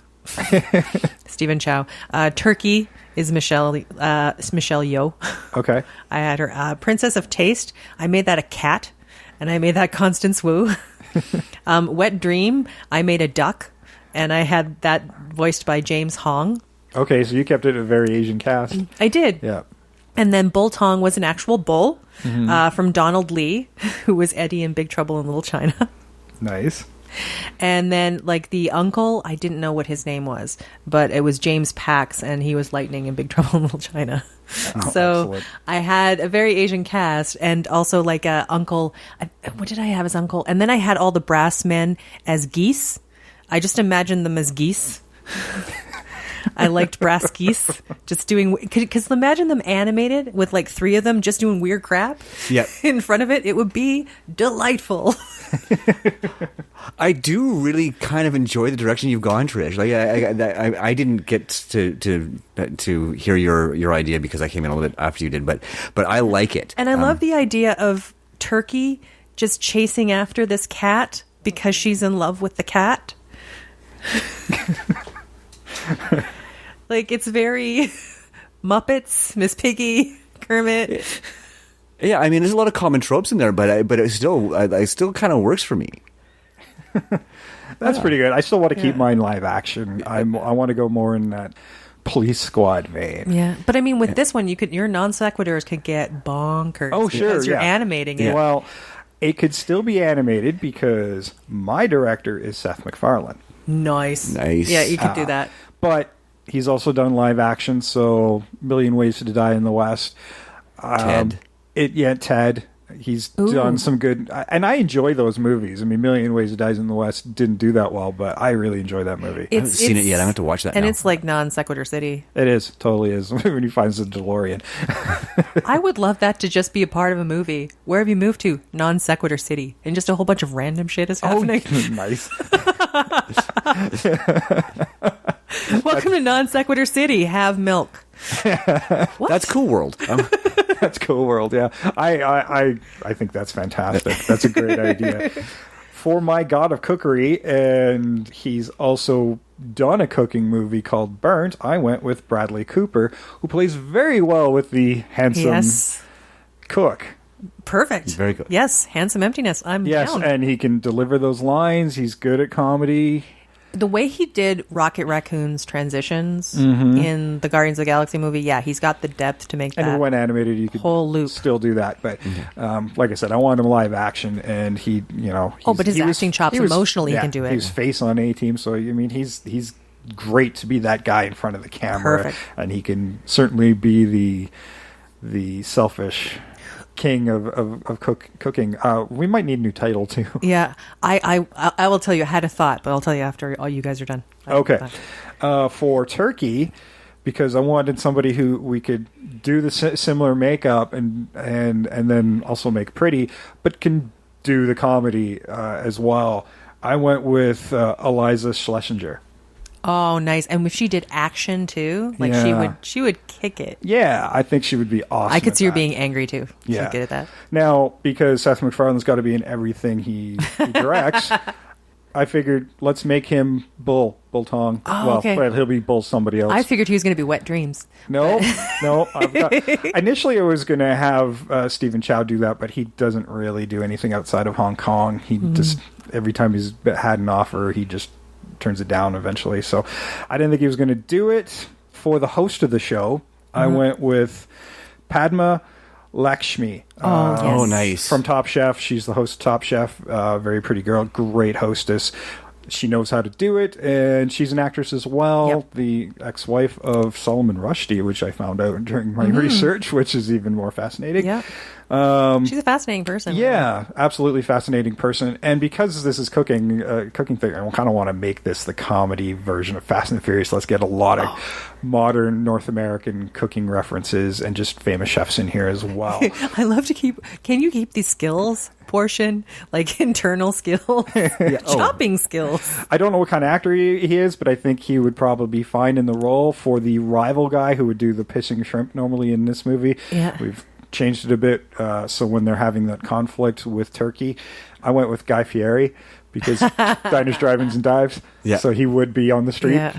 So I think that would be funny. For my wet dream, because we went with that more native route, and I just came up with this on the spot, I went with Graham Greene. I love Graham Greene. There we go. Because he can do the comedy, and I just adore Graham Greene. And now, for that opening scene when they're being judged, we obviously changed that to more famous guys. I wrote down a bunch of names. I like the idea of the first two guys being like Bobby Flay and Wolfgang Puck, and then the last guy who does everything perfectly, but you're ugly, is Gordon Ramsay. Nice. Oh, and then just make him so dejected at the end, like not that over the top. Oh no! Yeah, be like completely opposite of what he normally would be on television. Instead It's of funny. freaking I was out. thinking exact same thing for that guy. Interesting enough, I was thinking exactly Gordon Ramsay for that. It has to be. I want right? the Sid. Why are you being It so would be mean? so hilarious, so hilarious. And then, of course, at the end, when other chefs are being thrown out, Mario Batali and Jamie Oliver and Kat Cora, Nice. Masahiro Morimoto. Morimoto is one of my favorite chefs of all time, so I got to have him in there somewhere. So all these cameos here and there, and throughout Yeah, the end movie. scene has to be. I mean, oh. as many of these awesome celebrity chefs as you can get in there. Yeah. Oh, I just thought of who I want for my celebrity judge at the end. I want Martha fucking Stewart. Yeah, right? Yes. There's some irony there. Yes. But if you're going to have Martha Stewart, at some point, I want Snoop Dogg to show up. Yeah. Yeah, they become like buddies, eh? It's They're awesome. super buddies. Like, I want Martha Stewart. I want just like an aside where Martha Stewart and Snoop Dogg are just like having a bowl. Just to like. There's usually more than one judge on an American show, so why don't you just put Snoop Dogg as another judge? Yeah. Well, no, have a third judge, and Martha and Snoop are having a good time, but this third judge are like, stop being such a square, man. Nigella Lawson. There we go. And I've got Nigella, and she's tends to be a little more straight laced. So yeah, I'm liking that. There we go. I haven't done any of my other casting yet, but I'm happy about that. Third judge is just like, man, they're just being assholes to her. I love that. Yes. Nigella. Perfect. That's awesome. So what do you got? Okay, so when I was trying to, like, after I watched this movie, I'm like, what the hell do I do? And last night, right before I went to bed, I was laying in bed going to sleep, and it's like, you know what this feels like to me? This feels like an SNL skit. Yeah. A really good yeah. SNL skit, right? So I cast most of my cast from SNL. Okay. Nice. So I'm going to start with my turkey. So I cast Kate McKinnon as Turkey. Nice. Very good. Because she's very good at physical comedy. She transforms. She transforms so well, and I think she's actually an incredibly beautiful woman. She's very pretty. I was thinking about some of those Saturday Night Live actors and actresses of recent years, and then I basically went with somebody who's not in a lot of film or TV just yet, and I think is ready to pop. Mainly because the others always seem to get breakouts anyway. So that's true, and she kind of has give somebody else another yeah. chance. But yeah, no, I but that's because that kind of informed my casting. For Bull, I went with Kenan Thompson. Nice. For Goosehead, I went with Damon Wayans. Okay. For Uncle, I did cast Uncle because I thought Uncle played a pretty critical role in what happens to Stephen. I went with Tina Fey. Okay. Yes. Anyway, Auntie. Yes, so yeah, but I still call her Uncle. But Yeah. That's great. yeah, Can we give her an eye patch? if we want to, yeah. Okay. Tina Fey would totally do it. Yeah. She'd love it. Yeah. And then for my Stephen Chow, because what I was thinking was like, how do you incorporate exactly that whole sort of spiritual transcendent experience at the monastery? I went with John Cho. Perfect. Right? Again, very handsome man, very capable of dramatic versus comedy. So I went, yeah, he still works for me. Yeah, well, I'm glad I hadn't cast that yet. So when we were talking about more of a native thing with the Vegas setting, that's Graham Greene just like popped in my brain. Yeah. I'm like, that's He's awesome. so good. Yeah, and then I Great cast all around. Yeah, I think that was a lot of fun, actually. Considering my thoughts at the end of the movie was, oh, fuck. Yeah. And it all came together all like just really fast. Yeah, and I think we solved that. Now, it really comes down to a good director and a good writer. Oh, I forgot my director, yes. Who's your director? Mike Judge. Excellent. Nice. And it's got to be somebody who's really good at crafting those jokes and creating those non sequiturs. Yeah, and that's an Office Space. And I'm not going to be the one to paint that canvas, but I mean, our jokes are going to be very different. But you can still have the beat the meat thing, and there's still plenty of good jokes to be had there. And I do like the dreamy sequences, but we need to have them arc more. And I really love the idea of the dream girl.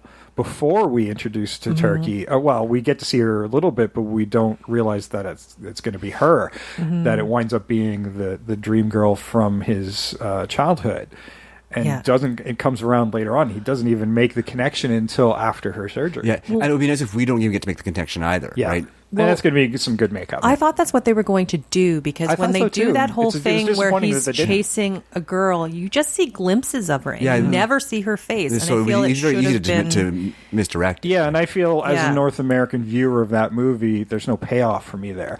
Now, I mean, like I said, I don't know who she is. She could be very famous in Hong Kong, and that's what makes that scene work. But it doesn't for me, because I have no contextual references with her, and it disappoints me that doesn't actually play within the plot of the film, except for that one setup for the ugly schoolgirl. What you can do, I was just thinking, sets up another joke, is rather than what they did in the original, where Turkey was just a super fan, because it is the same girl. You can have it where she's not so much a super fan. She's just been following everything. And the reason she saved him is because she kind of had a little crush back. It's not creepy. It's not stalkery. It's just like... we didn't actually really cover how she got injured in the first place. It was because somebody defaced her flag. And I think the superfan thing, it kind of has to play there. And I liked where you're going there, but ultimately, I think in order for that whole disfigurement and thing happening, that superfan aspect does still have to be there. Yeah. Right. But I don't know if it does, because if this is somebody that she knew from her childhood, like, here's the thing, if I knew somebody from my childhood and they became famous and I had something of them, it's like, yeah, I knew them from before. I'm still going to be that upset. Yeah. I love the idea of, like... Because they're defacing a friend of mine, not just somebody I know. Yeah, and I love the idea of him maybe finding her, going to her apartment or something, and it's just covered in the god of cookery or whatever the show's going to be called in North America, paraphernalia, and his face is all over like a creepy horror movie moment. See, because that would be hilarious. I don't know if I want that. What I want would be send him running. Actually, that could be a fun joke at the end of the movie. It should be. Yeah, at the very end of the movie when they get back together, that's when he finds out that she's a super fan. So right. So, but it doesn't set up the same way. But what I want is a god of cookery. Like he's a god of, but like just really trashy stuff that they put out, like a god of cookery, like a frying pan, but with his face at the bottom, and like god of cookery oven mitts, and god of cookery, like just the trashiest. A god of cookery bobblehead. Oh yeah. Like, she's got all the stuff, but it's crap, and it's just his face everywhere on this garbage. Like a god of cookery couch just cushion. Chotsky. And just actually no, a god of cookery easy chair. Like, just stuff not even related to cookery. which would work really well with sort of the kind of person he is he's not about cooking, he's about image and money. Yeah, a god of cookery duvet. Yeah. Yeah. Look at this. We got through the whole show without having to sponsor like Blue Apron or something. No. We are sponsored by God of Cookery. Yeah, got a cookery. That's it. If you missed your opportunity to get sponsored in this episode, Blue Apron. Who wants mail order food? But yeah, it's all this God of Cookery stuff. But yeah, I don't know. I don't think it has to be a super fan. I think it could be like she just became obsessed when she realized it was a lost opportunity. Not so much that she was just like, because it makes it less creepy if she's a super fan, I think. I want a love turkey, and I don't want her to be such a mentally damaged human being.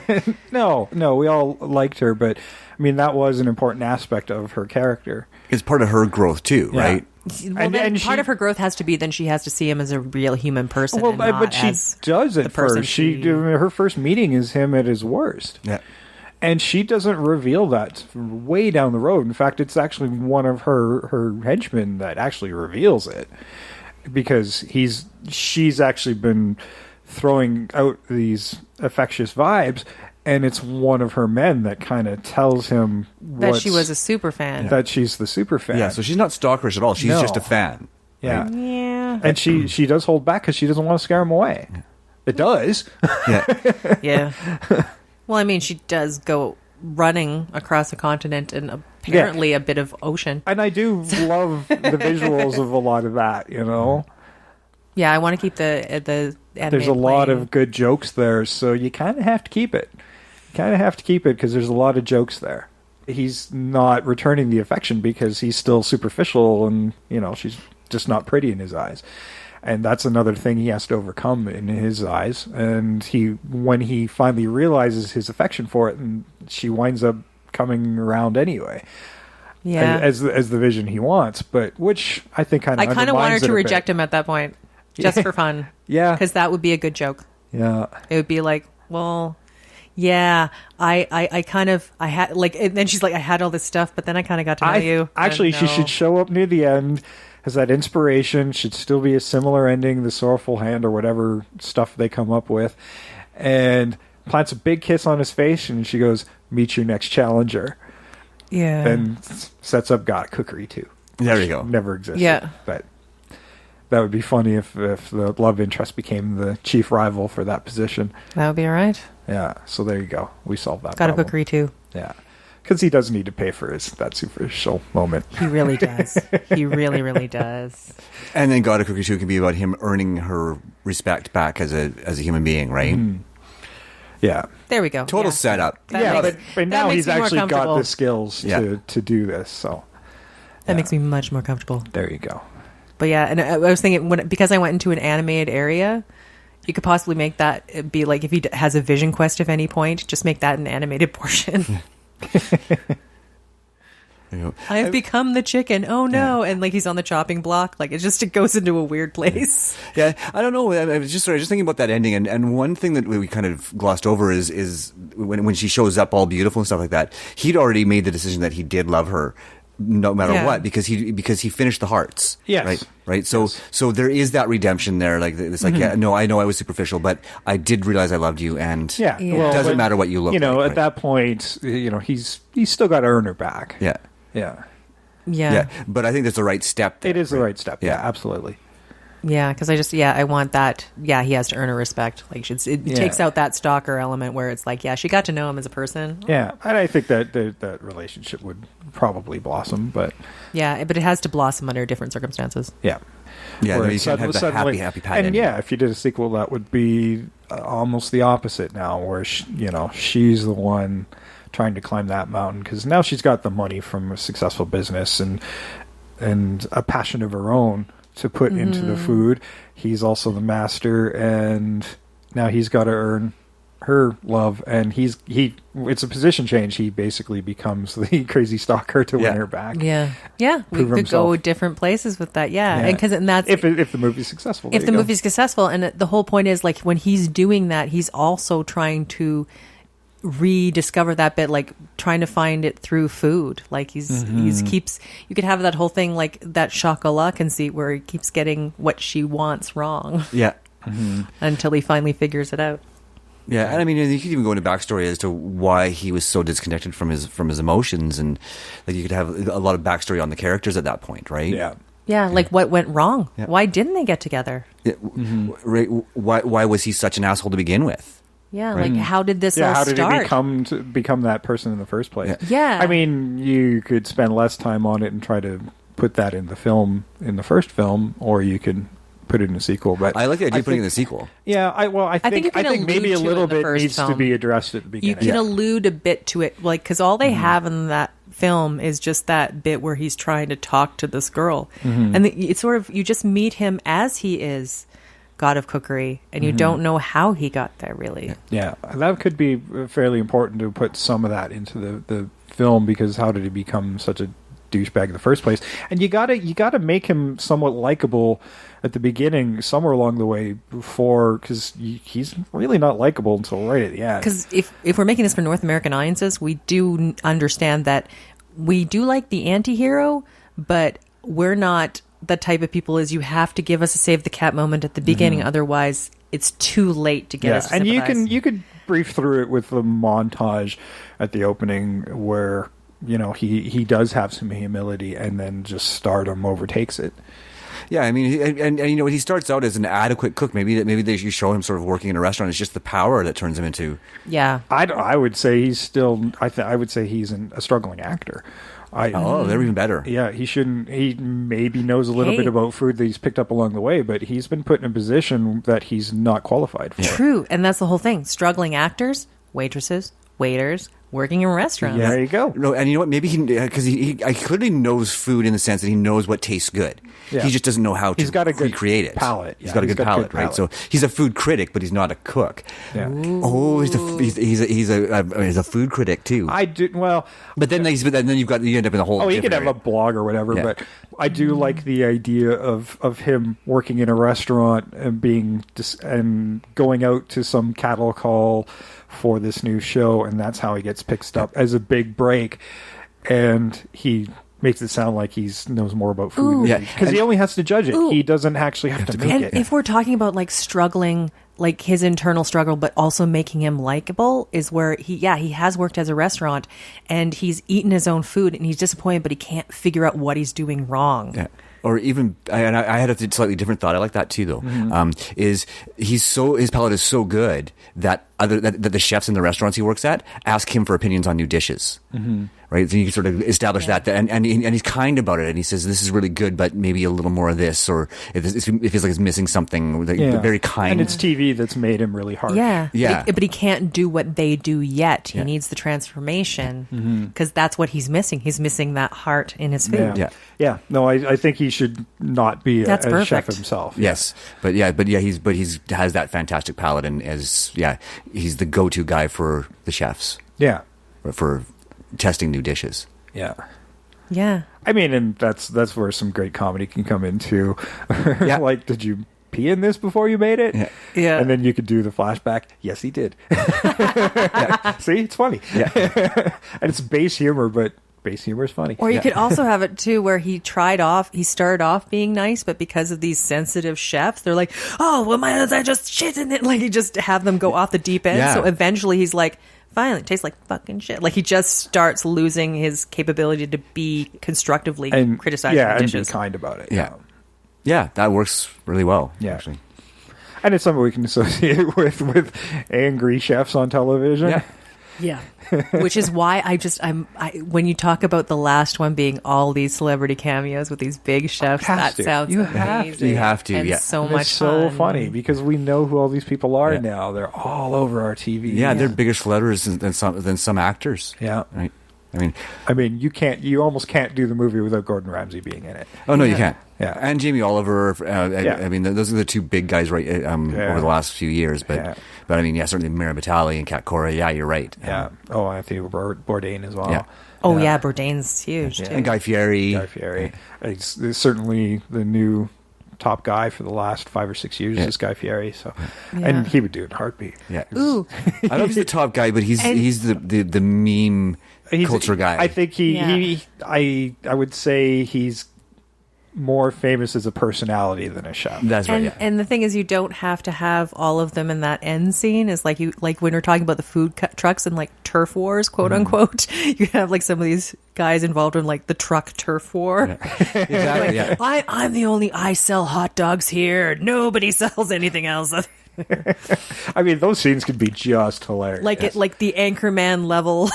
Where stuff goes bonkers. And we are seeing some really neat dishes come out of the food trucks now. So that alone could be like, here's these hidden gems on food trucks. We have them in Calgary, so I'm sure they're all over in Vegas. Oh, that would be fun to like just as you could a buy nod in the squid on film. a stick in Vancouver, which I think is fascinating. Well, what's amazing, and here's what I wish the Stampede would just do this, is like if you could just get like a special band that you're just in there to eat the food. That's all I want to do sometimes, because I just want to try some of but I can't try all of it in a day. Yeah. So I just want to go in a couple of times and eat what's in there. Because they've got some bonkers crap. They had, what was it, that scorpion pizza, which I never got a chance to try. Yeah. That was last year's big deal. Challenge, yeah. I don't remember what this year's was. There wasn't that much. I looked at this year's and it was fine. But they had, what was it? Was it pickle inside a hot dog, inside a corn dog? That sounds good. That all sounds fine. But yeah, there's the Cookie food is becoming synonymous with the Calgary Stampede event. So if you ever do your tourist thing here in Calgary in the summer, you should probably try out some of the menu. Yeah, look at the here's the two things you should do. Look at the options on the menu. Just figure out a couple things you're going to do, because that's probably all you're going to be able to fit inside yourself for that one day that you're there, unless you're there the whole week. And mini donuts. Yeah. Just one day mini donuts. Be prepared for the regret.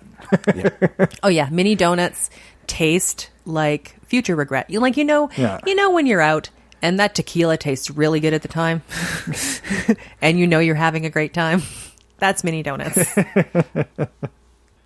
All right, well, what's your favorite crazy dish? What's the weirdest thing you've ever eaten or seen at something like the Calgary Stampede or whatever your local fairs have, or even off a cool food truck? Or even just culturally for you. Yeah. What do you think this is going to really work for this film?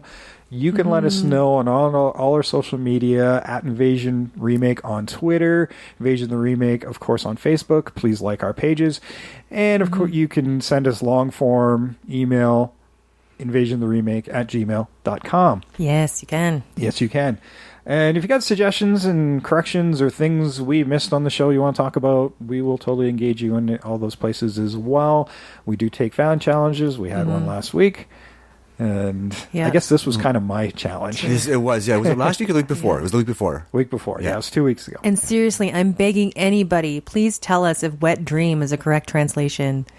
I need yes. to know. Yes, I mean, we did see an English subtitled version, and we already know Stephen Chow's name was just translated to his own name, so instead of the character's name. So what else in that English translation got butchered? I'd love to know.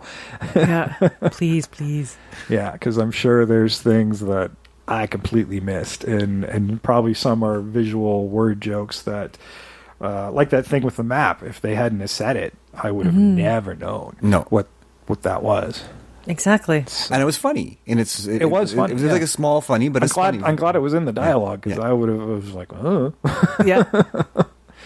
yeah. Anything that was on a poster or just written text that didn't get translated. Yeah, there's a lot of written stuff that didn't get because they Yeah. had a lot of headlines, and I just had to infer by the Yes. photo. What I was think we happening. need a new translation of this film, because I mean, I've seen animes where they'll translate signs and stuff, Yeah. so they need to do that here as well. Well, I with think. newspaper headlines, please. We just need a little. Oh yeah, translation. they got that whole thing with the newspapers, and all I got to see was the picture because the jokes weren't working because I couldn't read any of it. Yeah. And nobody bothered to translate that stuff. Yeah, we need Yeah. a little help. Yep. Yeah. And other ways you can help us is by sharing out the show on your social media. We certainly love that you like the posts, but share it out on your own walls as well on Twitter and in Facebook, and help people find the show. Another way you can do that is by giving us 5-star rating on iTunes and Apple Podcasts, and leaving a brief review. That also helps people get more Earballs. on the show. Another way you could do that is you're already listening. Tell everybody how to find us. We're in a ton of places. iTunes, Apple Podcasts, Google Play Music, Stitcher, TuneIn Radio, Player FM, Blueberry, Spreaker, and frickin' YouTube. Frickin' YouTube. Lots of places. Exactly. If you can't find us, you're actively avoiding us. Don't do that. We're awesome. Yeah. Usually. We're like Turkey to you. We're super fans, and we will chase you. Yeah. We've been chasing you on the internet. Yeah. Not literally, but like just by being there. And tell them to start with the later episodes, because we do took a while for us to find our feet. Some of those early Yeah. ones can be a bit rough. I know. But I keep them out there because it shows our growth as a show and as hosts, and that's okay. And we found our feet. Yeah. I was told by some people that they were starting from the beginning, and I did mention that. Oh, yeah. They're like, no, I want to go on the journey. I'm like, Okay. okay. There are some rough pit stops. All right. But that's fine. I mean, That's how we grow. We had no idea what we were doing at the beginning, and 2 years later, I think we're a lot better at this, and we still got lots to learn, and we'll keep doing it. And I'm happy that all of you fellow invaders have joined us on this journey and this ride. We would probably normally have these discussions anyway, so I'm glad you're tuning in and being part of that conversation, or at least being a fly on the wall. Yeah. And I mean, yeah, like, and just think about it with all these movies, like just trying to remake stuff. These are amazing conversations. You can have them with your friends. It's kind of exciting. Do it and maybe think of ones that we could do as well, because that's the whole thing. Like, they're thought experiments, but they're so much fun to do. They are a lot of fun to do. Even these really tough ones. I mean, I thought class of 1984 from 2 weeks ago was hard, but This was hard. this was really difficult. I saw Neil after that one, and thanks, Neil, for that particular episode. But I did cuss him out during the Thank show. you. And then the next time I saw him, and yes, I do know Neil, he's like, "Oh, and fuck you too." Actually, he sent that to us on Twitter, actually. Yeah. So thanks for listening, Neil.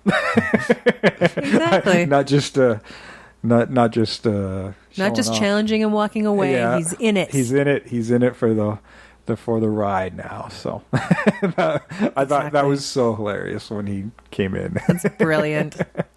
I love that. Thank you, Neil. Yes, thanks for that, Neil. Yeah, and I mean, we thanked him at the end. Yes, we did. Yeah, so yes, He took it in very good humor. Yes. Oh, that's what we always warn people who would send us challenges that we're going to hack on you. Yeah, we're totally going to hack on you. Right? If you it's can't with love, right? If you can't take the hacking with love, then don't send me a suggestion. Because we will ridicule a little bit, but take it with a grain of salt because we don't really mean it. Yes. No, I mean, we hack on each other. I hack on Jay all the time about his choices because he always makes them so interesting. Yeah. Let's be honest. Frankly, some of the times we're telling you to fuck off is because you're making us do hard work.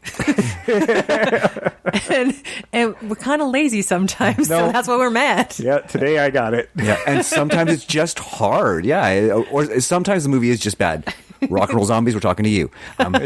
Yeah. But we made something amazing out of it, Yes, we so did. hey. Yes, that was one of my favorites, actually. Or Hard Rock Zombies, sorry. Yeah. Hard Rock Zombies. I think we should do that again, another one where we watch it and then do it. Yeah, that was the only time we actually sat down, watched the movie, and then hit record button on the podcast. Usually we walk away and get a chance to go to our four corners or whatever and watch it at our leisure and plan it out, and got several days to really think about it. We just did that one on the fly. We watched it and we talked about it and recreated it right on the spot, and I think we came up with something pretty amazing. Pretty amazing, yeah. Considering we had no time. No, and it was a lot of fun. All It was on a the fly. painful watch, but the actual conversation afterwards was a lot of fun. Yeah, Right. and sometimes it's just about the conversations. Yeah. Exactly. At no point do I think somebody should actually make our remake. I don't know, that one It was good though. That one I want as like direct to DVD or just like Yeah. VOD. I just want it done just to see. Right? That one I kind of just want to see.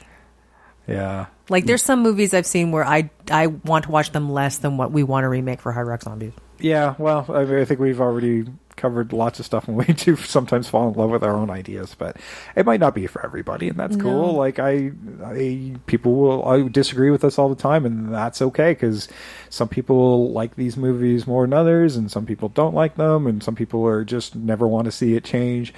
And that's the nature of the remake, and that's why we kind of cover it. A lot of the times Hollywood makes movies and remakes them, and we loved them the first time. It's really going to be hard to go back to that well and recapture it, and oftentimes they never do. Yeah. So that's why we try to come up with some stuff that are lesser known, and we do lots of foreign film to American remakes, but they're usually horror movies.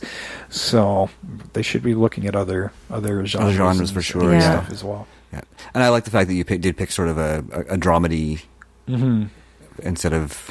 Well, like I said, I wanted to keep it fun for a little while. We haven't done these fun comedies in a while, so it was time to go back and do some of those. Well, and I think this is the first, and you were mentioning before we did this is the first time that we've actually remade a foreign film.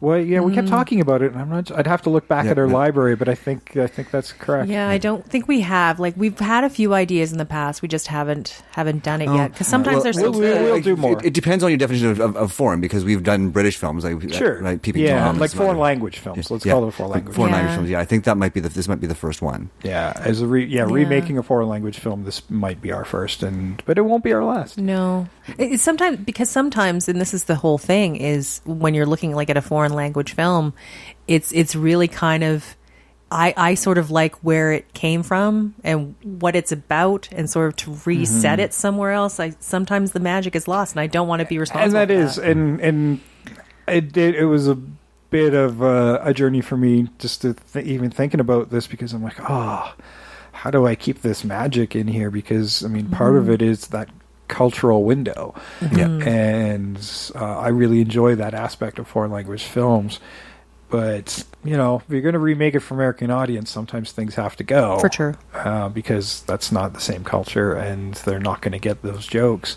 I mean, I'm not going Or to if they say do, that there's- about everybody. That's certainly not everybody's case, but No. it's also not everybody's cup of tea, because if that was, then we would never have to remake a foreign film. Everybody No. would just go. Yeah. And that's just not happening. So Yeah. And here's the thing. Sometimes when you do remake a foreign film, it actually does draw people to the original that it wouldn't have happened before, because people are like, oh, it's a remake? Maybe I better watch the original, which is kind of a nice idea. yeah, well, when we did Let Me In, and I had never seen Let the Right One in at that point, and And I thought Let Me In was a fantastic remake, and then I watched the original, and I'm like, oh, well, I think the original's better.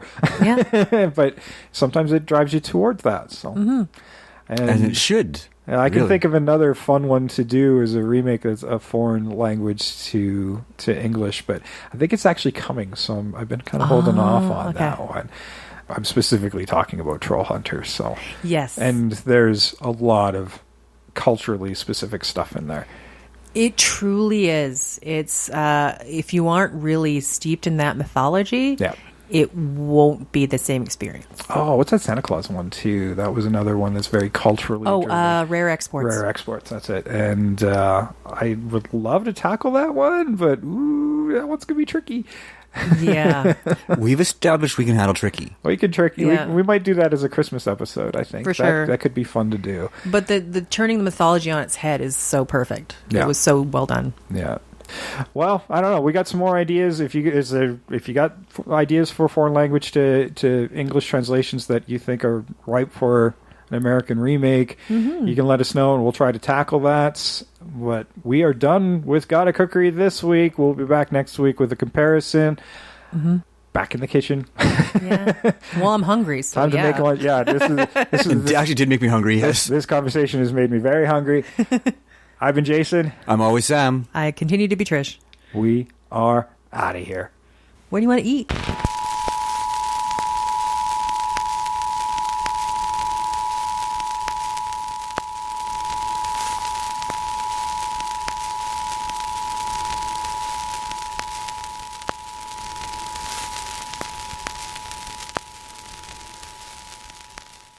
Anything today that I ate that wasn't microwaved? The salad.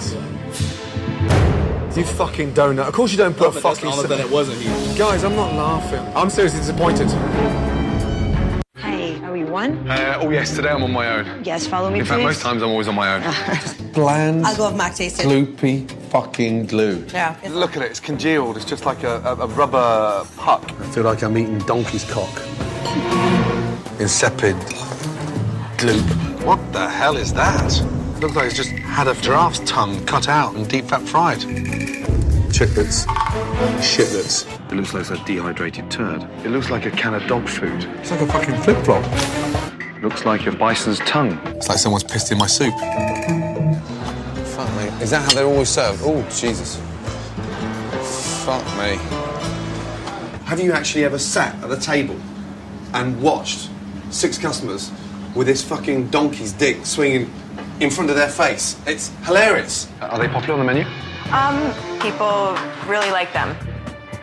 No doubt half the customers are drunk. I don't even think he likes the water. And if that's beef, then, hey, I was born in Bangladesh. What the fuck did you put in that sauce? It was like some fucking sci-fi sperm. The size of it. It looks like some dog shat in my shell. I mean, it tastes like a stuffing that you'd stick in the arse end of a turkey. Yeah, they look like fucking camel's turd. They've got it wrong on the menu. It's not a crab cake. It's a crap cake. I love moussaka, but that is miles off. Moussaka. Moussak. Seafood crepe. Yeah, that's seafood crap. Just like someone shat on my plate. That was rancid, pointless, tasteless, a complete, utter joke. That is fucking disgusting. They're disgusting. Yeah. Basically, they taste of shit. When you take a bite of that cod, it's almost like you've got a breaded condom in your mouth. Ugh. Can I get you anything? No? A sick bag. It's like it's been left out for days and it's been attacked by cats. What did you not like about the meatloaf? Oh, shit! You're loopy! I've been called worse than that. Wake up and admit it's shit! Dry and tasteless. It's dry, it's... Dry? How dry that is. Dry. Yeah, dry. It's the soup. It's drier than the Sahara Desert. Soft, bland, rubbery, bland as anything. You're just bland. Bland. There's no seasoning in there. Everything's bland. Bland. It's bland. Pasta's bland. How's our signature dish? Bland as fuck.